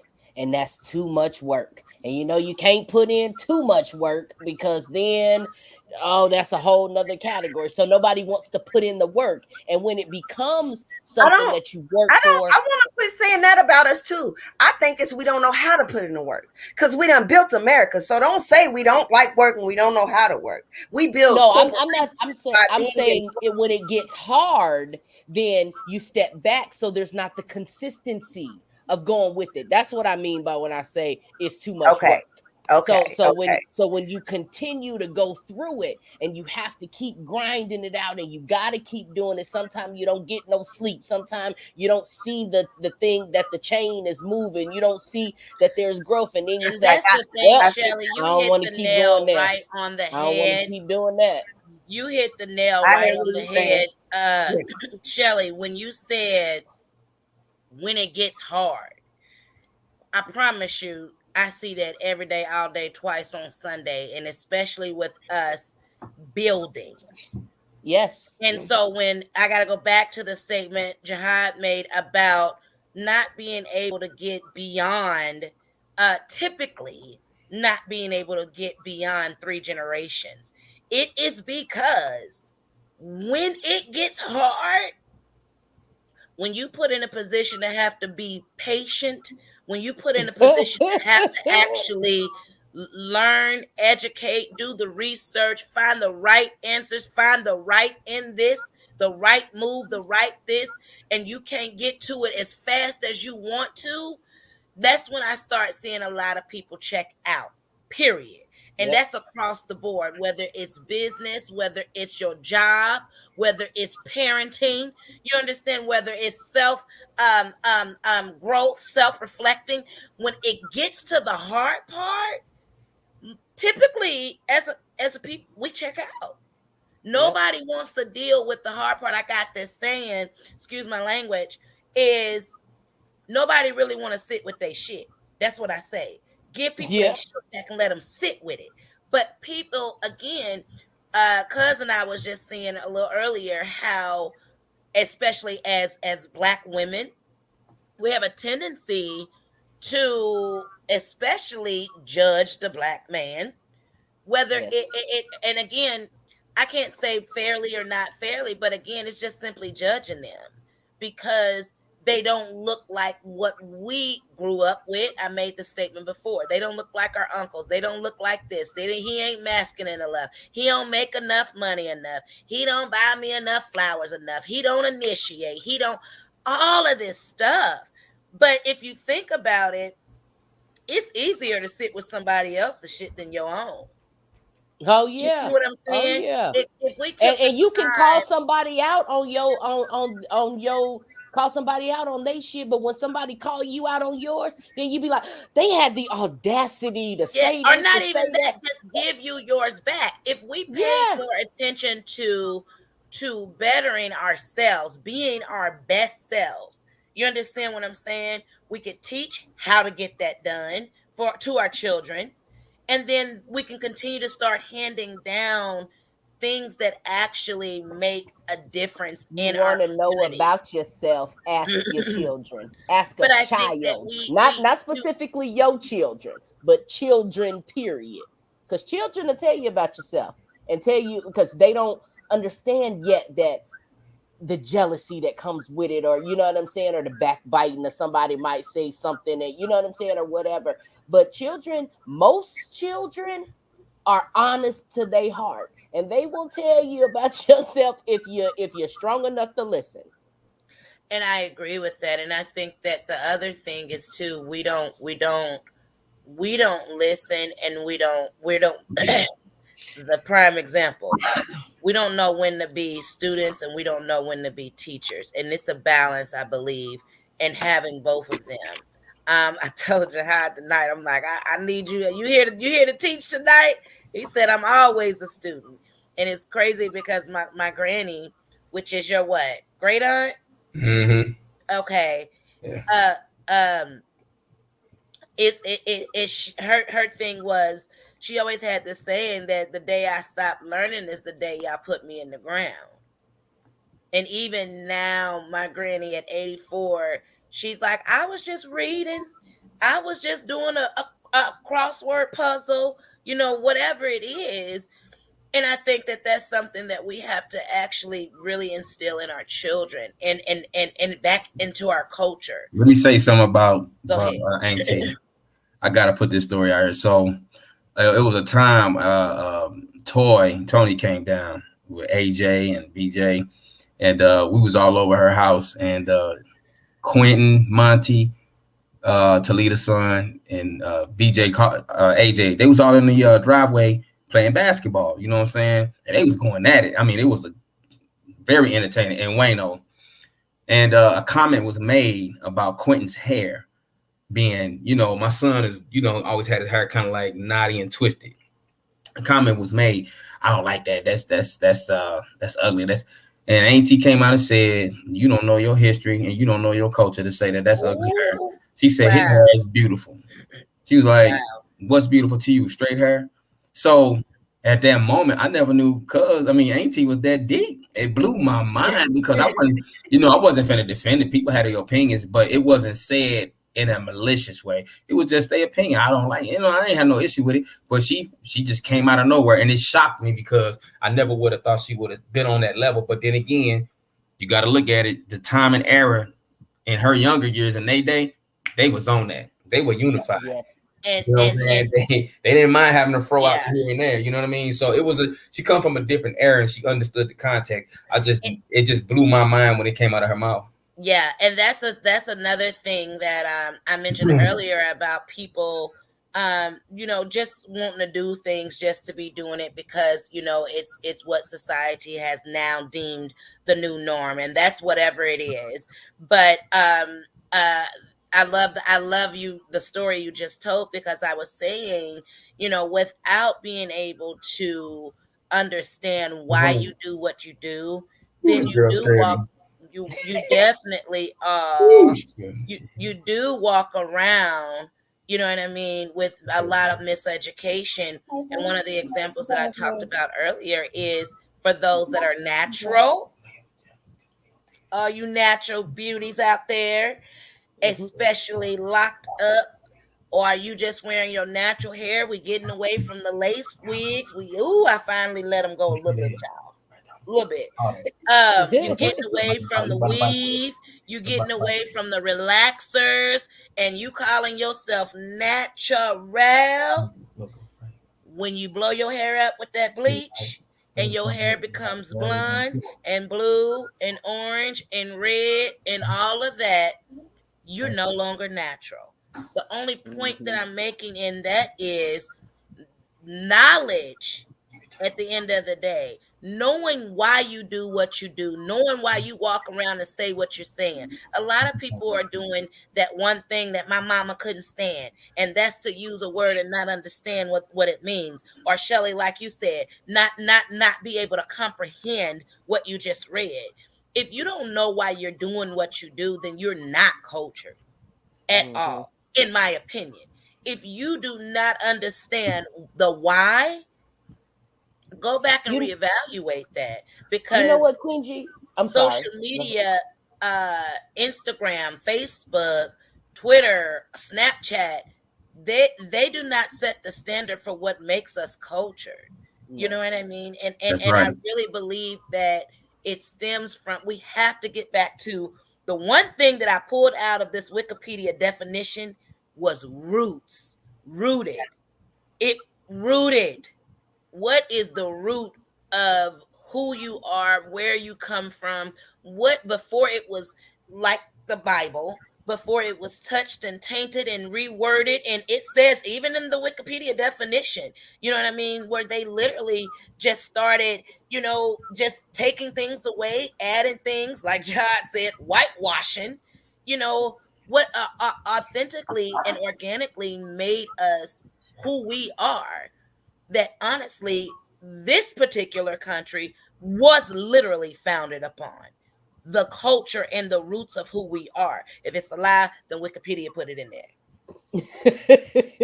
I'm just saying. Yeah, because I know I use Wikipedia to look up Dr. Prince Cresswell sing, and I just lost it.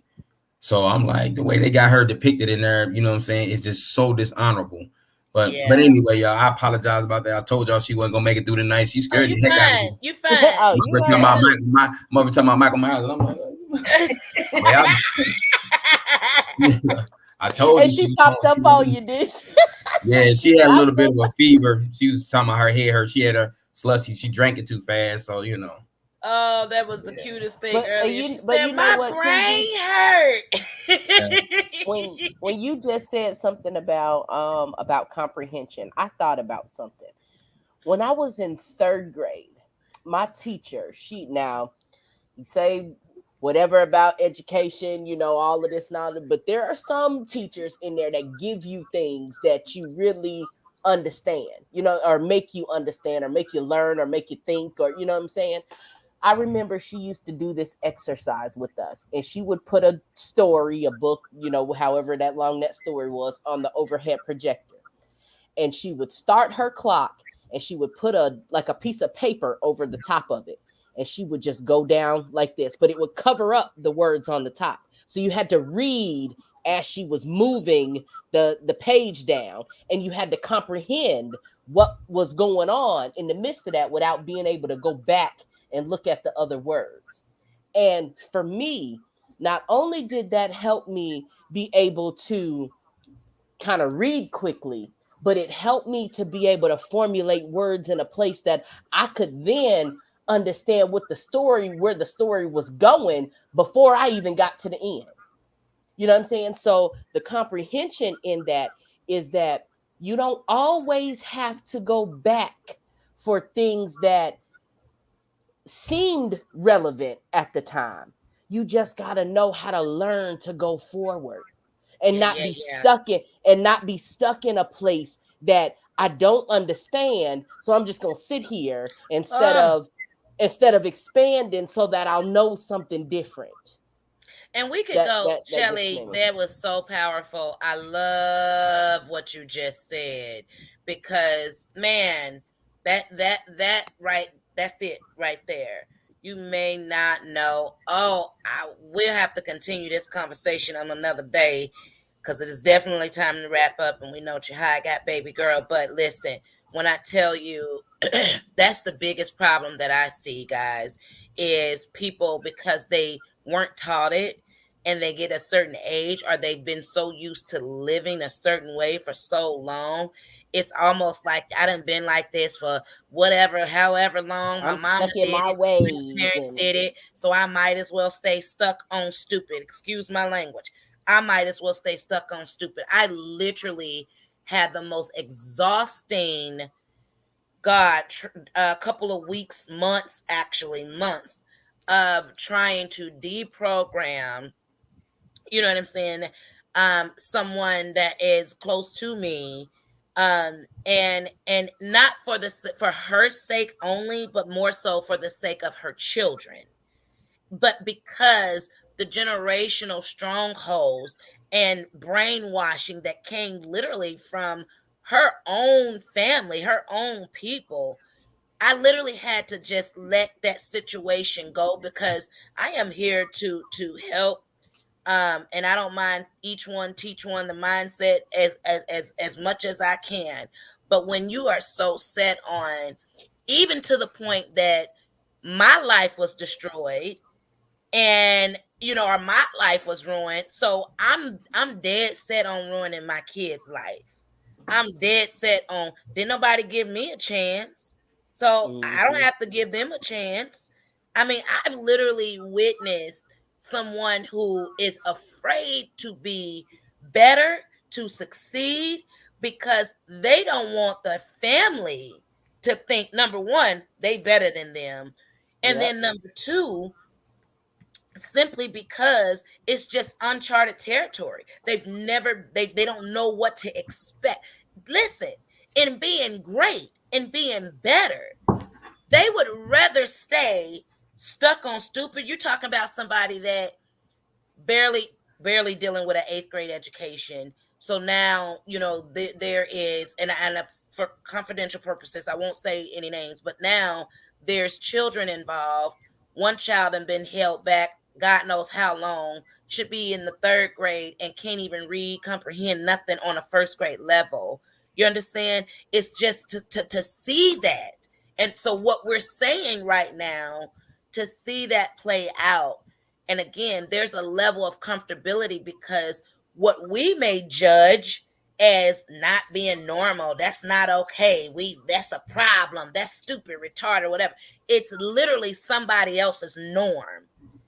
And so I think, Jihad, for us, the task is, how do we rewire people's thought process? You know what I'm saying? To realize, and being able to say, that ain't, we've said it many a times, our blueprint didn't get it right. You know what I'm saying? That ain't right. Like, this ain't right. I want better for myself. I want better for my children. I want better for the future. I just want better. But you have people that better scares them.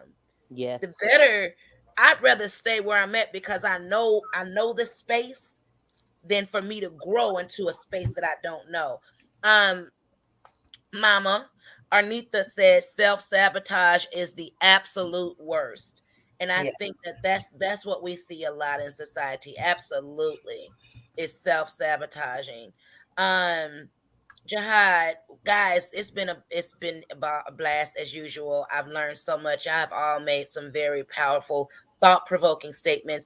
Everybody that's watching, I really hope that you please tag, like, share, all of our shows. We're on every Saturday night at 10 p.m. Eastern Standard Time. These are the kind of things that we like to talk about. This is the way we like to spend our Saturday night. Again, we ain't out popping bottles, we ain't in the club and all that, but we definitely are trying to have, and we are having thought-provoking conversations that hopefully will make more thinkers out of our people. And prayerfully, this particular topic tonight alone, if it does nothing else, my prayer for you is that it makes you more of a thinker, because that's what we need. We need thinkers, and we need people that can actually make the kind of moves that need to be made, that are productive for us as a culture, and be consistent in that. That's all I got to say for my closing. Anybody else want to say something, closing remarks? I want to say is, all I can say as far as just moving forward, And since we're talking about culture with the cultures, don't be afraid of newness. Yes, there is a blueprint, but guess what? There's also a new thing. It don't mean that the destination changed, but the way we get there is going to have to. Oh, I love that. I love that. I like that. I love that. Shelly. I always think that what you allow yourself to think about on a daily basis, the things that you allow yourself to entertain in your mind, because contrary to what people believe, you do get to choose your thoughts. So you do get to choose the things that you think about, and those things allow you to progress or not in your life. So there will come a time, like Jihad said, where everybody not in the same space at the same time, but there will come a time where you have to think about that, where those thoughts become your reality. And the faster you do those things for yourself, the faster you can have that heaven on earth that people strive for in the afterlife. I love that. Jihad, you want to take us home? Yeah, simple. Teach the babies, because the babies are the greatest. Start right there. It's always good to build up children rather than trying to persuade broken adults. They are who they are. Teach the babies. The babies are the greatest. I didn't say knock us out. I said we want to go night night. We want up. Listen, y'all, it's always a blast. Meet us back here next Saturday night. We're gonna go ahead and end the show with my baby, my son, Brandon. Video. He's very talented, very expressive. Love you, cousin Nita. Out at KSU. Yes, we absolutely love you guys. Thank y'all so much for watching. Please remember to continue to share the shows. And good night. We'll see y'all next Saturday. It's a letter to my mama, letter to my best friend. I know your love run deep, it'll never end. She taught me how to cook, she taught me how to clean. My dude's the realest one that is on my team, never ever picking sides. She taught me how to rise, taught me how to be a leader, never ever follow God, son, always follow God. She taught me how to pray, right before I eat, and right before I lay, don't be scared to make mistakes. She taught me that it's human, so I'ma be like Nike, and just do it, anything I wanna do. I know my mama, she gon' ride, yeah. She said never fear no men, only fear God, yeah. So I'ma walk around with my head high in these fear guys. My mama, she gon' be straight, I put that on my God. And I kill 100 niggas before I ever see you cry. I love you, mama. It's a letter to my mama, letter to my best friend. I know your love run deep, it'll never end. She taught me how to cook, she taught me how to clean. My dude's the realest one that is on my team, never ever picking sides. She taught me how to rise, taught me how to be a leader, never ever follow God, son, always follow God. She taught me how to pray, right before I eat, and right before I lay, don't be scared to make mistakes. She taught me that it's human, so I'ma be like Nike, and just do it, anything I wanna do. I know my mama, she gon' ride, yeah. She say never fear no men, only fear God, yeah. So I'ma walk around with my head high in these fear guys. My mama, she gon' be straight, I put that on my God. And I kill 100 niggas before I ever see you cry. I love you, mama. It's a letter to my mama, letter to my best friend. I know your love run deep, it'll never end. She taught me how to cook, she taught me how to clean.